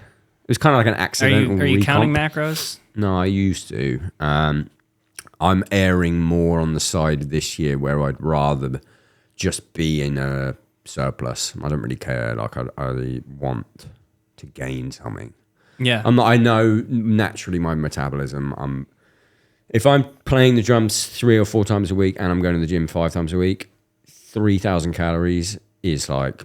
It's not going to cut it. Yeah, I will lose weight. So I'm trying... To dirty bulk? No, I'm trying to do... Being dirty boy? Around 3-2, but I know pretty much. I eat the same breakfast, lunch, post-workout shake. I know exactly that's on 1,600 calories there. And then I'll eat... You told me you were doing big carbs. Used to. Yeah. I used to do 500 grams of carbs, and I'd play. Well, that was when I was counting calories, and I'd play great, and I'd fucking feel great, and I'd look more shredded. I find it hard in America to get clean carbs. Yeah. Like I hate it. Like bread. Your bread sucks. Yeah, it does. I quite like bread, but not here. Not a big fan. It's a bit sugary. I should really count shit, but I'm also like kind of enjoying freestyling dinner. I'll have pretty autistic like breakfast and lunch, post-workout meal, pre-workout, like all of that stuff is pretty regimented. And then dinner, I'm like, I kind of want to just do whatever. Yeah, that makes sense. Are you counting at the moment? That's the one. Shredded? Yeah, yep. What are you on? I'm about, well, I was 2,800, which was just constantly kind of losing me weight. Now I'm like around 3,000, which I'm starting to even out a bit. But yeah, I kind of need to get my food up. That's always my issue. It's drumming. It's drumming, it is. bro. And you've got to kind of scale based on that. Like if you don't play for a day or two, because like, you know, I was at my brother's wedding this weekend. It's like, I was much less active. Yep. So I underate, but like, you know, how much like it probably evened out. It's really, like, I really didn't realize how many calories playing the drums actually burns. And I don't think, has anyone done a real test that isn't like a Fitbit thing? Did you do that thing with that lady? I did. Yep. Dr. Nadia. What was that? That Bizarre. fucking channel rules. How much did you burn in the show? Do you remember? Oh, shoot. I don't. It heavily depends on how hard you're going to. Because, like, for the majority of that, I was like, I'm going to just kind of play the show as is. I'm not going to go super hard. And there's one tune I did go super hard on, and I was like, this one I'm going to have as a stand. It's kind of the easy one. I'm going to go super hard on. And that's the one that I burned the most calories on. So you deliberately went harder because it was easier? Right, but somehow I burned the most calories on that one because my heart was like, I was putting the most effort in. I was probably hitting the most decibels. Yeah. That's probably the realest way to, actually, I don't know. Yeah. 819 calories in one show. Yeah. And that's like an 86-minute show. Obviously, you're going pretty hard. But I was going like medium. You were medium. So then and you're practicing what, I'm assuming like 3-4 hours a day when you practice? Right now it's 3, yeah. That's 1,000 fucking calories. Yeah. We gotta eat. I know. Yeah. So much. And holy shit. I definitely play better when I'm like fully fucking carved up, but it's like, it's really hard to do cleanly. So hard to do. Do you drink, I've been drinking like coconut water or pineapple juice, like in the middle of my playing, basically. Like when I do 20 minutes and then it's like, okay, next subject, I'll go up in Is that to give 8 you ounces. a bit of sugar or? Basically, Cleanish but sugar. Cleanish carbs keep me kind of going because I almost like to be in a fat. I just don't like playing on a full stomach. Yeah. Or even like digesting food. So it creates kind of that vibe of fasting, but you get the carbs, and so you get a little energy burst. But it's like going for a walk after a meal, So I'm like drinking it, and then I'm playing drums immediately. So I figure I'm just burning it using and using it away, and. Getting injected into the muscle via insulin. I do notice when I do take a little step away from a practice and have a little snack or some carbs, I always come back and I'm much better. But I don't ever... It's hard. I would, in an ideal world, I would just be fully stocked at all times. But the rate that we play, like you said, changes. So it's almost impossible to count the calories on that. The Fitbits and all that shit, they just don't fucking work. They don't do anything. Okay, you know what a blind ranking is? No. So I'm going to say 10 things, and you're going to rank them from 1 to 10, but you don't know what I'm going to say next. I don't know if I can remember 10 things. No, I'm going to say them one at a time. Oh, okay, and what they are is Animals as Leaders songs, right? What we're trying to do is a rank in order of difficulty. So number 1 is the hardest. This is going to be easy. Number 10, well, only if I say the right songs. And number 10 is going to be a song that's very easy to you, and number 1 is a song that's very hard to you. And I got 10 of your songs, so I'm going to say one, and you're going to have to blind rank where it goes. But you don't know what I'm going to say, but you do know what I have already said. No, don't even fucking say it.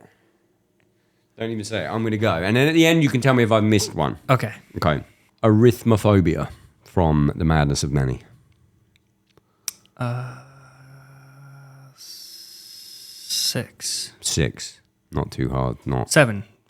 That's 7. 7. That's number 7. Pretty easy for you. Okay.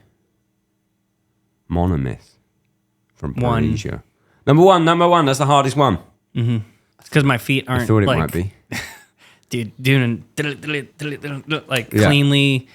And then to modulate that. Yeah. Yeah, that intro when it comes in, bro, I fucking love that album so much.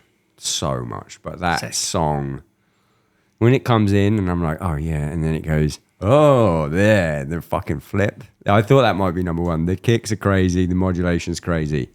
I can't even say this word. Backpfeifengesicht. Backpfeifengesicht. Okay. Backpfeifengesicht. What does that mean? It means a face badly in need of a slap. So awesome.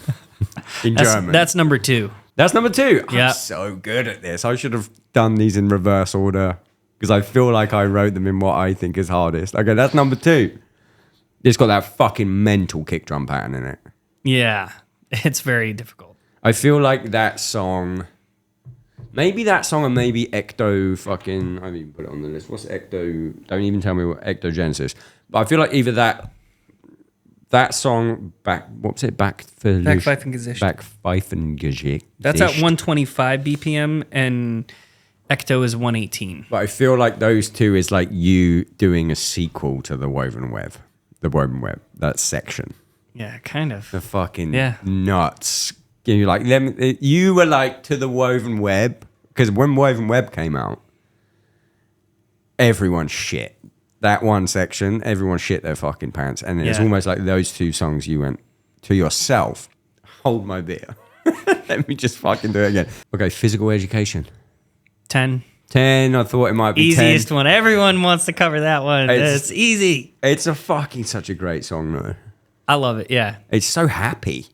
Yeah. You know what it reminds me of? At first, I was like, nah. I was like, man, this is like pop. I was like, kind of like, dang, man. When you heard it? Yeah. Oh, that's interesting. Because that was your first album with the band. Yeah. Did you? But I've totally flipped now. Yeah. And now you're into it. Yeah. Were those songs, I never really asked you before, were those songs already written when you joined? No. It depends on the tune. That tune, he had that main riff. Yeah. And him and Hav wrote with Diego Farias, who was in Volumes. Oh, really? Yeah. Didn't know that. R.I.P. He passed. No fucking way. Back. Yeah. Oh, that's sad. There was other tune. Yeah, a lot of them he wrote with Misha. And then you came in and just put your thing on it. Yeah.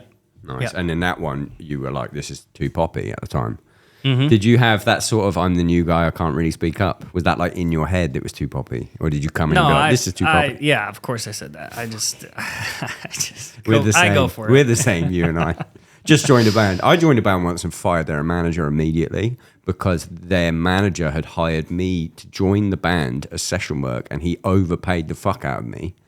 And then when I joined, the band was like, I gave them the bill for the tours and they were like, this is really big. And I was like, yeah, your manager okayed it. And then we're like, oh, fuck, I don't know if we can pay this. And I was like, well, I'd probably join the band if you wanted me to.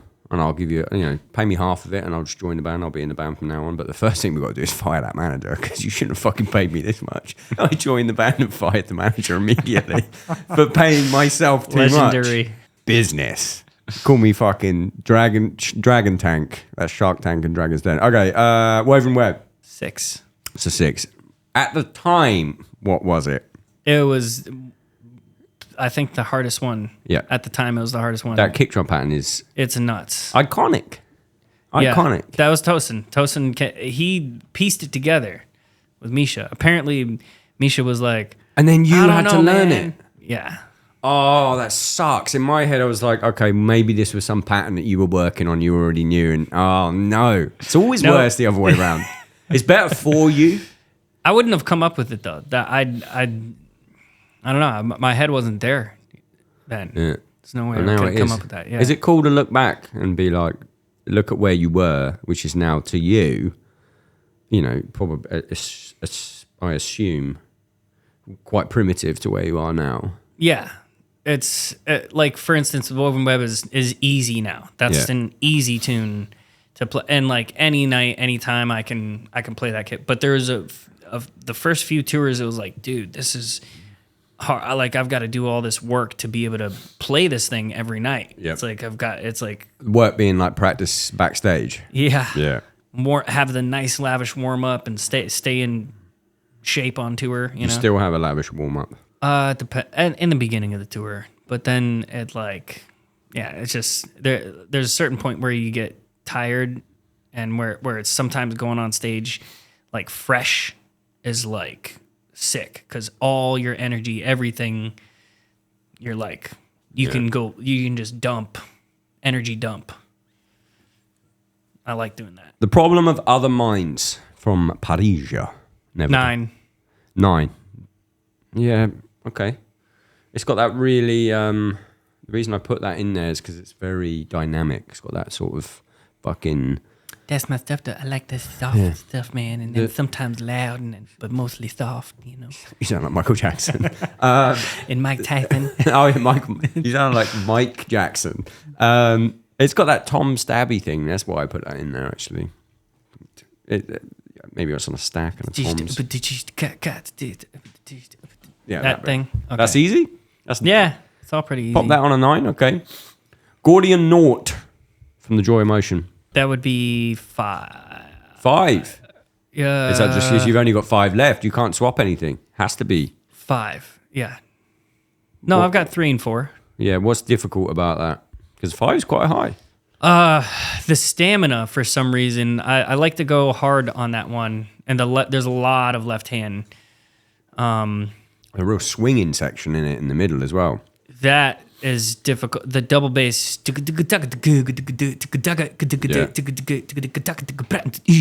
For some reason, that gets a little wily sometimes live.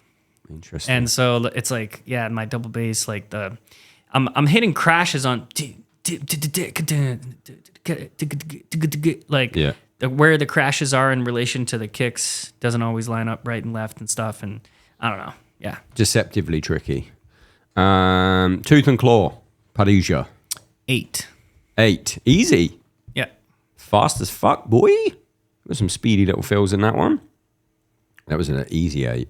That's our first tune for a reason on like is almost it? all sets. Yeah, it's a nice warm up. Do you find the unison kick and hands thing as a good warm up because it's got some of that? Been doing more and more of that. Yeah. Started in. I haven't even got that on the list, but I think Cascade's got a lot of that in it, hasn't it? Where you're going like this and the hands follow the feet. Has Cascade got that? I don't know. Some of that, yeah. Yeah. Yeah, and builds. That's a real weakness of mine doing that without It's tough. slamming. Yep. Sometimes that Same. accidentally comes out like a split linear though, and I'm like, yeah, I meant to do that. Nope. Matt Greiner is really good at that. His unisons are like unison. It's like quantized. He's a fucking freak. He does that a lot. Ectogenesis. Do you want to re up on what you've got left? You've got 3. You've got 4. And I've got... You've got just got 3 and 4. 4 left. Ecto would be 3. Ecto's going 3. Yep. Anything particularly Because difficult? the kick. Going from Yeah, triplets to 16s. Septuplets to 16s. triplets dotted 4s into, so it's into 30 seconds is like, that's Freak hard. show. And then I do a lot of like improvised stack stuff. There's a solo in there. The the solo's solo- at 118. Is the solo different every night? Oh yeah. It's so cool. So it's like mostly it's 30 seconds because it's a 16th pattern. So basically I got to go 30 seconds. Yeah. And so that's pretty burning to improvise over that and doing like gospel chops type stuff. If I did double bass, it'd be easy. But yeah, there's a lot of improvised like stack.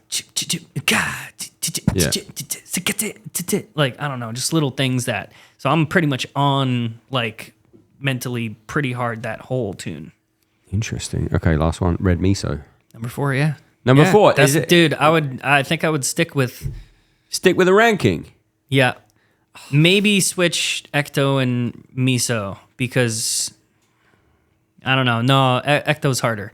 Red Miso, it's just that that gets You got nutty. the blast beat with accents throughout it as well. Sounds like maybe you're doing 7s as a blast. But I think it's the left hand that accents though. You can only really notice that on the live video. It's triplets. Is it triplets? It's triplets. Well, where's the accent? On the record. So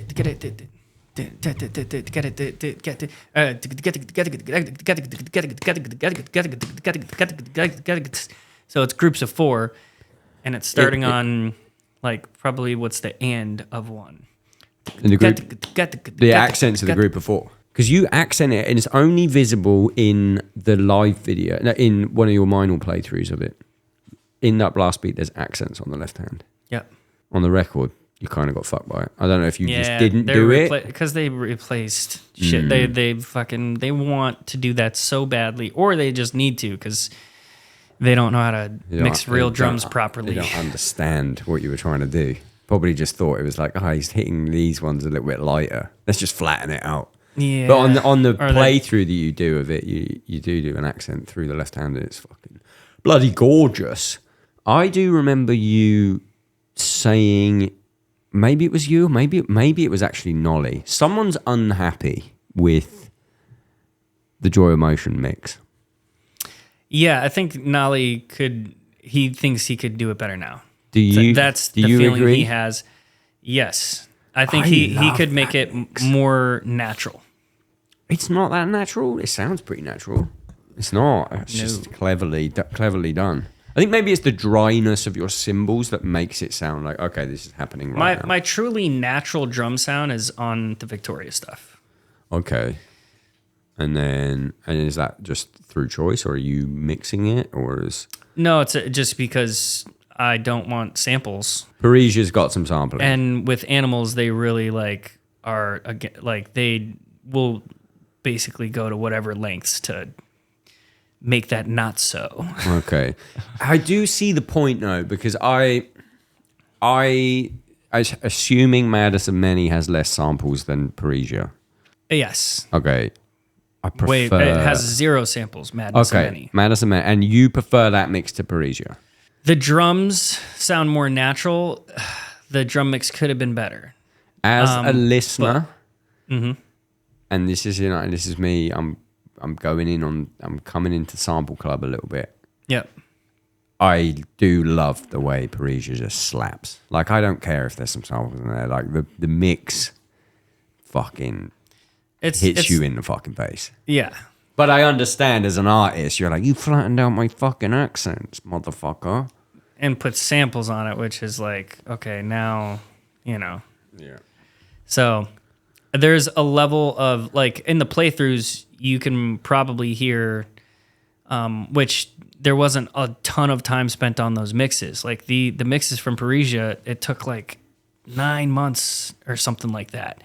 Maybe even a year. The mix on the playthroughs is fucking crazy. Yeah, that if we spent that much time on real drums without samples and like a crazy amount of automation and compression, I think we could get close to that. But yeah, all in all, I think Parisia's is probably right now sitting at the best mix. Yeah. Okay. What's next? Are you doing another album? It's been 4 years, bro. Give me another one. Has it been 5 years? Yeah. It's been 4 years. Yeah. Came out early 2022 because I remember when it came out. Yeah. Same sort of beginning of the year as Immutable, Meshuggah. They're the only 2 albums I listened to, I reckon, all of 2022. Just those 2. Yeah. Speaking of fucking mixes, have you heard the I hate a remaster. Normally, I don't mind a remix if something really needed a remix. Have you heard the remastered Immutable, Meshuggah? No. They remastered it like a Really? fucking year after it came out because they were unhappy about it. I started Great. to. It's great. Yeah. Fucking love it. Okay, so what's next? Are you how much has been written? Can you tell me? Probably 5-6 tunes, but they're not fully fleshed out. They're demos, but like pretty much we have the parts. It's just a matter of finessing the arrangements and, Is there a down time limit stuff on like it, or are you just fucking putting it out when you put it out? No, we don't like to put a time limit on it, but that it does. I think there's a point where Tosin really doesn't want to put a time limit on it, but I think there's a level we get to where it's like, okay, let's start grinding. Let's start. Because 4 years, it'd be 4 years if you release it this year. It'd be 5 years if it's next year. Obviously, your music is slightly harder than the average album to make. Yeah, it'll probably be the end of this year if we're lucky, but probably next year. 5 years between albums. Yeah, just because, I don't know. Yeah, we've got a tour in all of April and May. I'm going to write in February and March. April and May, where's that? It's all over the U.S. with Satchify. Oh, fuck yeah. Are you doing Nashville? Yep. Fuck yeah! I Yeah. can't fucking wait. That's awesome. Yeah, that'll be fun. I'm stoked because it's been so long since we've done a Nashville show. I'm like, guys, we got to play Nashville. Is it Brooklyn Bowl? Where is it? I don't even know where you guys play in the US. You don't know. I don't know either. You just want to do the fucking thing. Yeah. I'd love to get Tosin in here. Maybe I'll hit him up. Yeah. I don't know if he does extracurricular things. I want to talk to him about that fucking guitar. I don't. Yeah, if he's That which fucking one? Ibanez one. Oh yeah, they did him dirty. I couldn't believe it. I saw it yesterday. It's egregious. It's so clearly stolen, that design. You know what sucks the most about it? I mean, obviously the fucking intellectual theft sucks the most about it. But like the fact they've obviously given it to a million creators who just make guitar videos online. And like, I get it. You got to grind. Like right now, I don't have a band. I'm a fucking content guy. But like, and the creators are like ignoring the fact that this is blatant theft. And they're like, Ibanez just released this new guitar. It's perfect for fucking progressive music, when they really should be using their platform to go, Ibanez released this guitar. It sucks. They stole the fucking design from Tosin. Like, obviously you can't speak for him, but that shit's crazy. Yeah, I think it's wild because there's copyrights you can have on headstocks, but not on the body. And it's so like I don't know. patented, I guess. I don't know what it's going to come down to, but there's obviously more to the theft than just that. But do you know what it reminds me of? Well, I wonder what your thoughts are on this without throwing any of your companies under the bus, because it would also throw mine under the bus. The clap stack. Yeah, that's a tough one because, well, not really for me. I think people have been using stacks forever. But the specific curved one. The specific curved one, yeah. To me, that's the same as the Tosin thing. And or like I was with Reynolds when they copied it, and I said, I think this sucks. It's a very Zildjian particular process. Yeah. It's like Mino copied it, yeah. It's fucking Trevor's thing. Yep. But what can you do other than... Do you know what I actually did? The use of the drumsticks in a pentagram. Guess who owns the copyright? Who? You? Nice. I did it ages ago. I did it when some guy actually started a podcast and he also had drumsticks in a pentagram. And I hit him up on the side. I was like, bro, you can't do that. As a big drummer. I was like, bro, you can't be doing that. Like, I've already got my fucking thing. And he was like, oh, my bad. And he changed it, which was fine. But like at that moment, I was like, it's going to be a matter of mere years before there's like a metal line from some company, cymbals, sticks, whatever, and they've got those drumsticks as a pentagram. Mm-hmm. Oh, there ain't. Because the minute it happens, I'm going to wait. I planned it out. Wait. Yeah, wait so you can cash a check. I'm going to wait. I'm going to let them sell loads, stick bags, a bunch of shit, and then I'm going to go, oh yeah. Can't help but notice you're using my intellectual copyright. What do you want to do? Because it looks like you sold a bunch. And then I'm going to fucking... I don't think... It might not happen, but you got to protect your shit as much as you can. Yeah, I think it's most likely going to happen. I hope so. Oh, I fucking hope so. You got a lot of signature stuff. What you got? Symbols? Yeah, some symbols, some sticks. Oh, you got sticks as well, haven't you? Yeah. The symbols, it's more like, you know, there's certain combinations of processes that maybe companies could steal or something. Like like my China has sandblasting and holes in it, you know, and maybe that's like, I don't know. The holes though.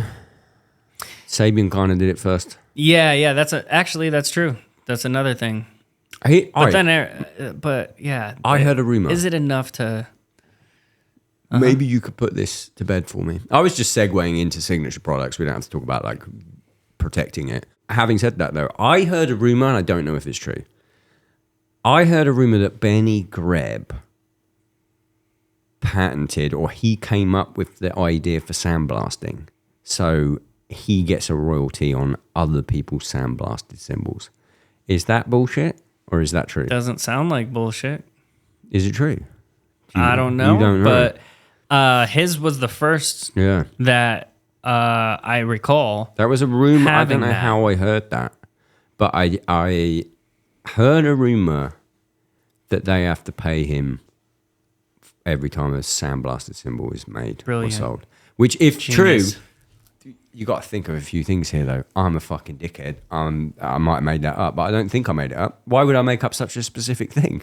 Who knows? Yeah. But like, I'm sure I heard that from someone. Not from him either, from someone else. It makes total sense. Fucking awesome if it is. Good for him. Yeah, and he's set. Yeah, he is fucking set. I wish I could do something smart like that. But I can't. Have you got any signature products that you haven't made yet that you would like to? Nope. Nothing. I don't think. Well, maybe like there's a prototype or two that I'm working on. More symbols. But you mean, I don't know. Yeah, No. I've got a buddy who's like, dude, you got to come up with some sort of like product or something. And I'm like, well, I don't know. I don't want to come up with some snare thing you put on your snare for if it's whatever. not solving a problem, it's not. Yeah, if it's not like necessary. Respectfully, you know? your product is your fucking amazing online lessons and your playing. So I don't think. Yeah, that's about as creative as I get in For category. most things, yeah, I'm kind of the same. I would make more symbols. There's definitely things missing from lineups that I'd like to do, but I haven't been asked to do another one. Even though I sold fucking shitloads. But like, I think it's cool trying to explain. I don't know how you feel about it, but like, once you get a signature product and you start getting paid to play a brand, no one gets paid to play a brand unless they have a signature product. That's like, I don't know about you, but for me, that was like, I fucking made it. That was like a made it moment. Like, here's your check. Yep. What the fuck? Yeah. That's more than Spotify's ever paid me. Yeah. It's like, I achieved the dream. Yeah. Which is, I'm no longer like a starving musician. Slightly less starving because I have to eat 3,500 calories a day. So I'm always starving. Grocery money. I think, it's awesome. I think there's obviously a limit to it, but it is nice to get fucking paid to play the drums for once. Yeah. Or to sell the drums, I guess. It kind of carves out a sustainable route for us, or long-term, And I think it's important, like yourself and me, like, we're not just making shit to sell. Like you said, your friend said you've got to come up with a product, and you're basically the same as me. Like, if it's not solving a problem that I have, I don't care. Yeah. I might make a quick buck, but it's like, it doesn't need to be another thing. Correct, yeah. The one I will say I was surprised at is the fucking rock locks. Seen those? Rock locks? They're like another fucking lug lock. Oh. But they're like hemisphere shaped. And they fucking work better than all of the other ones. And you would think that was an oversaturated market. And then guy just comes out with like, try these ones. They're fucking way better. Way better. Yeah. Because all of the other ones, they have their pitfalls. There's like a Swedish fish looking Yeah, which they're cool, but on certain lugs. But I've seen them break. They break if you hit them. Pretty often. And then you need some certain lugs, you need an elastic band to put them on. It's like, I'm not doing that. No, I'm not doing that. And then the traditional square ones. Those are garbage. Those are garbage. And then other companies made ones that you could still tune through. Tama's got ones. Did you know that? They're kind of like, they've got a few little teeth, but the teeth come loose. Yeah. Love you guys. Thanks for all the drums. Not the best product. Yeah. Not terrible. They'll probably fix it. Remember their quick release things were shit, and then they fixed them, and now they're good. Oh yeah. No, I guess I left before they fixed that. But I told them, I was like, I don't know why this is on the advanced stands, because this is like, they fixed them. You have to be a jazz guy. Yeah. Speaking of 95-pound jazz guy. Do you ever feel locked in something as specific as a stick? Like you made a signature stick. Do you ever feel locked by that? You can't. Kind of. You can't. I want to play bigger sticks. Can't. It Well, costs fucking 20 grand for the fucking bit of machine to make them. So you're fucked. No, it's not that I want. It's that I've gotten so used to them, and they're like almost an extension of me at this point, that using other sticks feels weird. I mean, that's good. It's an and adjustment. You don't want to change. You know? But my example is like, I think I want to change stick size. And if I had a signature stick, I couldn't do that. Like now I'm not playing, because I played the rocks, big beefy motherfuckers. And now I'm like not playing live in like relatively caveman metalcore shit. I'm like, I could use a little less. Remember the finesse I had with a 5B? And I'm like, I could go back to like maybe a longer 5B. I might 5B is still pretty beefy. That's the thinnest I can go. I just can't hold a stick lighter than that. I don't know why. I just can't do it. I get blisters and shit. I need big ones. Rocks, I don't get any blisters. Is the weight also part of it? Maybe. That is variable to the extent you can get a big stick, but like picked super light. I pick the heavy ones because they break less. I think I Same. want to fuck around with a thinner stick, but I've got like 48 pairs of rocks left, so I've got to go through those. You'll have them.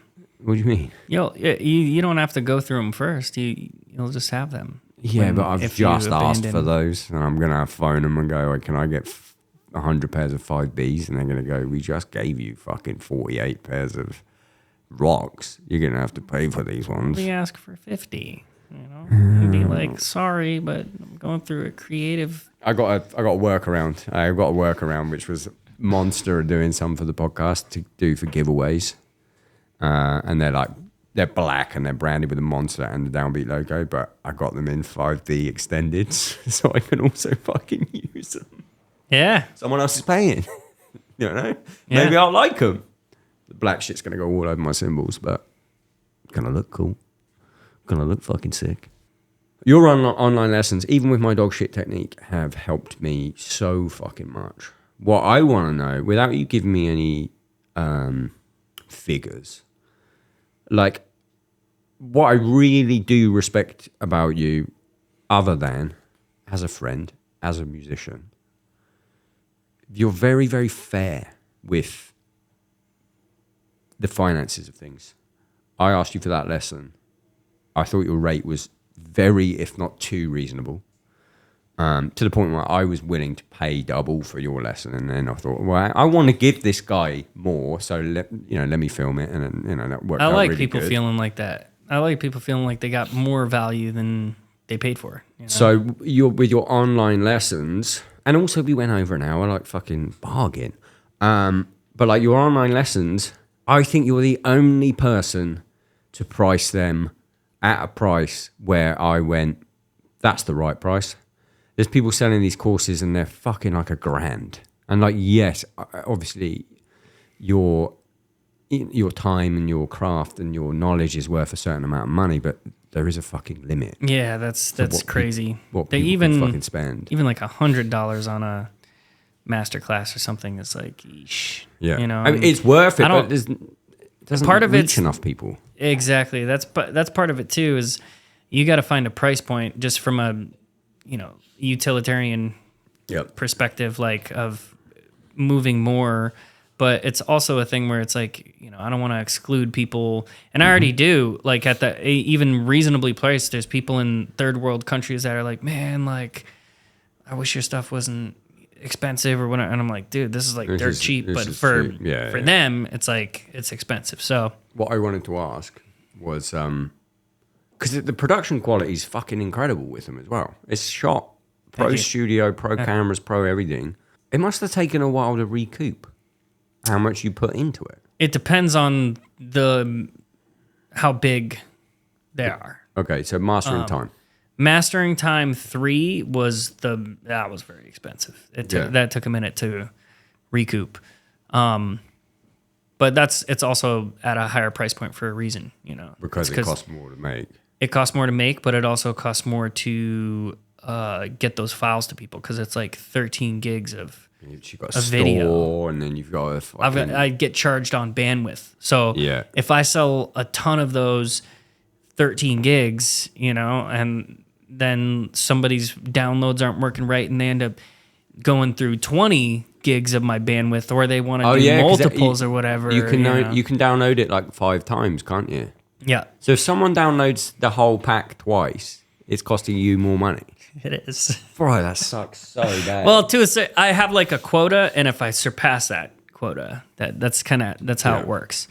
But no, man, it's a good passive income for me, and I also look at it as like it's a catalog too for me, as to be like these are kind of pillars of what I'm working on and have built my foundation on, and obviously I'm onto some nutty stuff, but like I still go back to those. I'm doing that right now actually to get back in shape. Are you going back to Mastering Time or? Yep, some sheets out of Mastering Time 1 and 2. Yeah. There's like grooves that I'll have going doom like a Lenny White groove, and then all sorts of groupings in the right hand, or like universal function I'm like going through those patterns with certain. Was that a different pack or was that Mastering Time 1? That's a different pack. That's a different pack. Fuck, I bought. It's a I bought coordination. I got it all, brother. Yeah. I got all that shit. And it really, I don't know, the way you present it, I don't want to fucking suck your fucking arm wrestling dick too much, but like the way you present it from a fucking such a big brain guy is like, it is presented in a way that anyone can get anything from it. And I don't think since, obviously there's always been the grid books, there's always been them, fucking New Breed, all that stuff, like, but in terms of like grabbing me, I don't think there's been another one between Benny's Language of Drumming DVD, which I fucking loved. That's great, yeah. And then yours, I was like, I didn't really, in between any of those, I feel like I didn't really learn anything on the drums because there wasn't another like, okay, this shit can get as complex as you want, but here it is, and here's what I do all the time. And it comes off, honestly, it's just an ad for your shit now, but it comes off like, I don't know, honest, like when you're talking about, this is the shit that I did to get good. And then you do it. You can kind of see it in my playing. Yeah, which is the same with Benny's thing. He was like, this is the thing that I used to get good. And then I did it all. And I was like, oh, I got good. You know, it ends up. Yeah. Not everyone's trying to sell you fucking snake oil. Yep. Buy my course. Yeah, do this differently. Shut the fuck up. Sit differently. Do you know how many comments I've had today about sitting differently from people that didn't watch the fucking video where we talk about where I'm sitting? And you say, if anything, you're sat actually quite higher than me. Yeah, you are. Every motherfucker. I saw some of those, yeah. I think you'd benefit from sitting higher. But I had the goat in the room looking at me. I'm good. Right? This is how I'm going to fucking sit. I mean, if you get higher, you're going to lose power. Yeah. So that's kind of the price you pay when you're really like this. There's less of your weight of your legs. Yeah. I just want to play like you. So I'm just going to fucking be like, okay, well, he says I'm sitting fine to play the way he does, so let me just fucking do it. There's a lot of dogmatic teaching out there, like you have to sit at this height, you have to sit, you have to do this, and I just hate that. Not every one person's the fucking same. Yeah. It's so annoying. Yeah, we cluster though, we cluster. That's why we're able to teach technique and stuff. But yeah, there is definitely people's minds and bodies can work differently and yeah. Not at all in my case. Yeah. People's minds and bodies can work differently. My fucking right leg will not work, but it is working. It's getting better. Yeah. I think we're good. I think we're done. I think this is it. Unless you got anything. Oh no, you got a drum camp coming up. Tell me about this drum camp. It's for kids. It's for like 12 to 11 or 12 to 22. Okay, talk me through why that specific age range. Sheila started it in Southern Maryland, and Sheila Klotz. She's a drummer, ex-military. Yeah, and she won the hit like a girl contest. She's like 70 now, something like that. And she's still practicing. Wait, she won that contest? Yeah. How long's that contest been going? A minute. What, like fucking 50 years old? No, not that. No, she won it like 10 years ago or something. In her 60s? Yep. So Wait. She's still going at it, bro. It's not the one old lady that played the drums, is it? Probably. Let me pull this up. No, there's like a couple. The grandma. The grandma's the one I'm thinking of. She's different, yeah. Let me fucking. She's got some hands too. Let me get a glimpse of these warlocks. Keep it in there. What's her? It's not Sheila E. Obviously. What's her name? Sheila Klotz. Yeah, during COVID, she started working with these young drummers and started building up and doing like little mini camps and then started doing like the full on camp, and it's a nonprofit, and yeah, so I'm proud to be a part of that. So it's like a open, little family, open to anyone to submit. Yep, They have to submit from all across the world. Yeah, they have to submit a video. Obviously, they have to pay their own travel. Obviously, I'm assuming.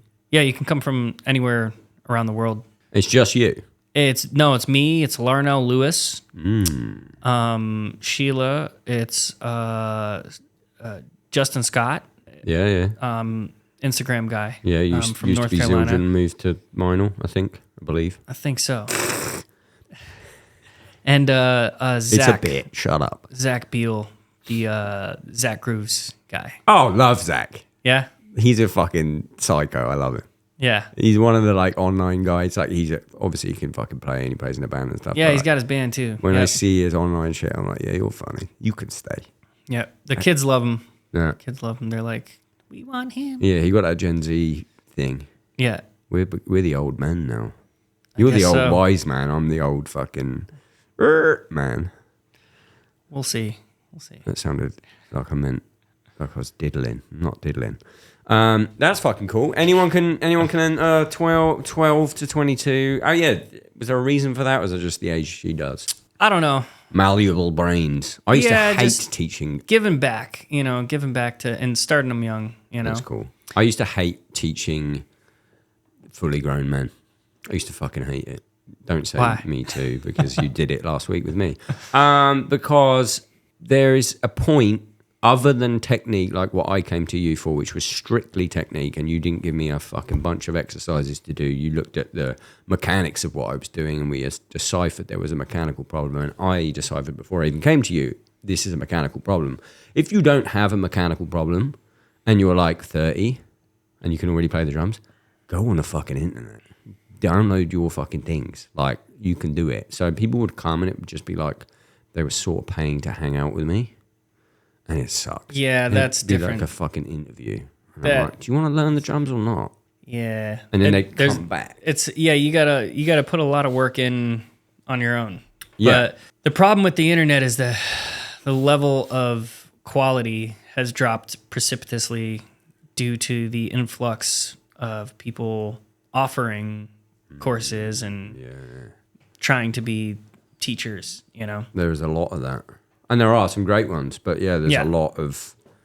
It just makes it harder to find the really good quality. Yeah, exactly. And I've always said it to people is like, when they ask me for advice or whatever, and I'll be like, am I doing what you currently want to be doing in whatever question you've just asked me? And if the answer is yes, it's like, okay, well then I can teach you. But then if it's like, how do I get better at double bass? And number one thing, like I get asked that all the time, and I'm like, my brother, go on the internet and look for someone better than me, which is almost everyone, and then ask them. Like, I'm not saying I'm grateful for your time, but like, use your brain. Find the person doing what you want and ask them and do their courses. Like, it's so strange. Because everyone just wants, like, I feel like maybe they just want the answer instead of being like, you need to be slightly narrow-minded about it. Like, find the person you want to emulate and then buy their lessons and try and emulate what they do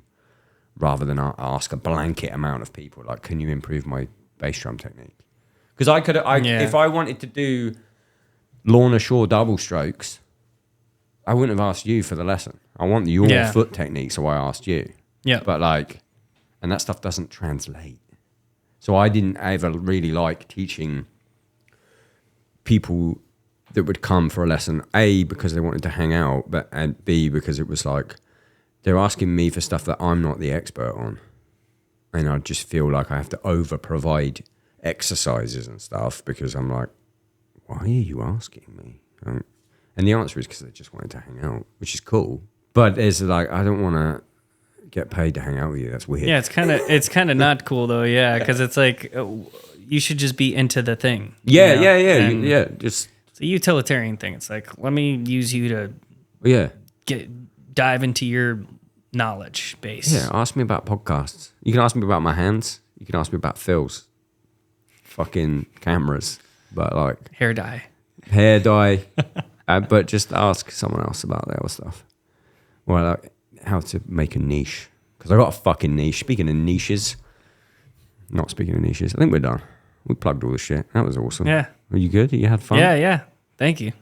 Number four, motherfuckers. I'm the one. I'm the number one or number four. The number one. I'm the number one. He's the number one in terms of 4 numbers being here 4 times. No one else has even come close. So I had a couple of 3s. I appreciate your time. Yeah. Appreciate your friendship. Thank Fix you for that having fucking arm so we can go to the gym. Yeah, I'm working on it. He's still jacked. Fucking awesome. A little. Check out Matt, obviously. if you got this far, you know who he is. But honestly, buy his lessons. They're fucking sick. If you're a little kid, go to his camp. Give me a chance, you know? Give me a chance, give please, the best, guys. Give the best drummer in the world a chance. Thanks. Goodbye. Awesome.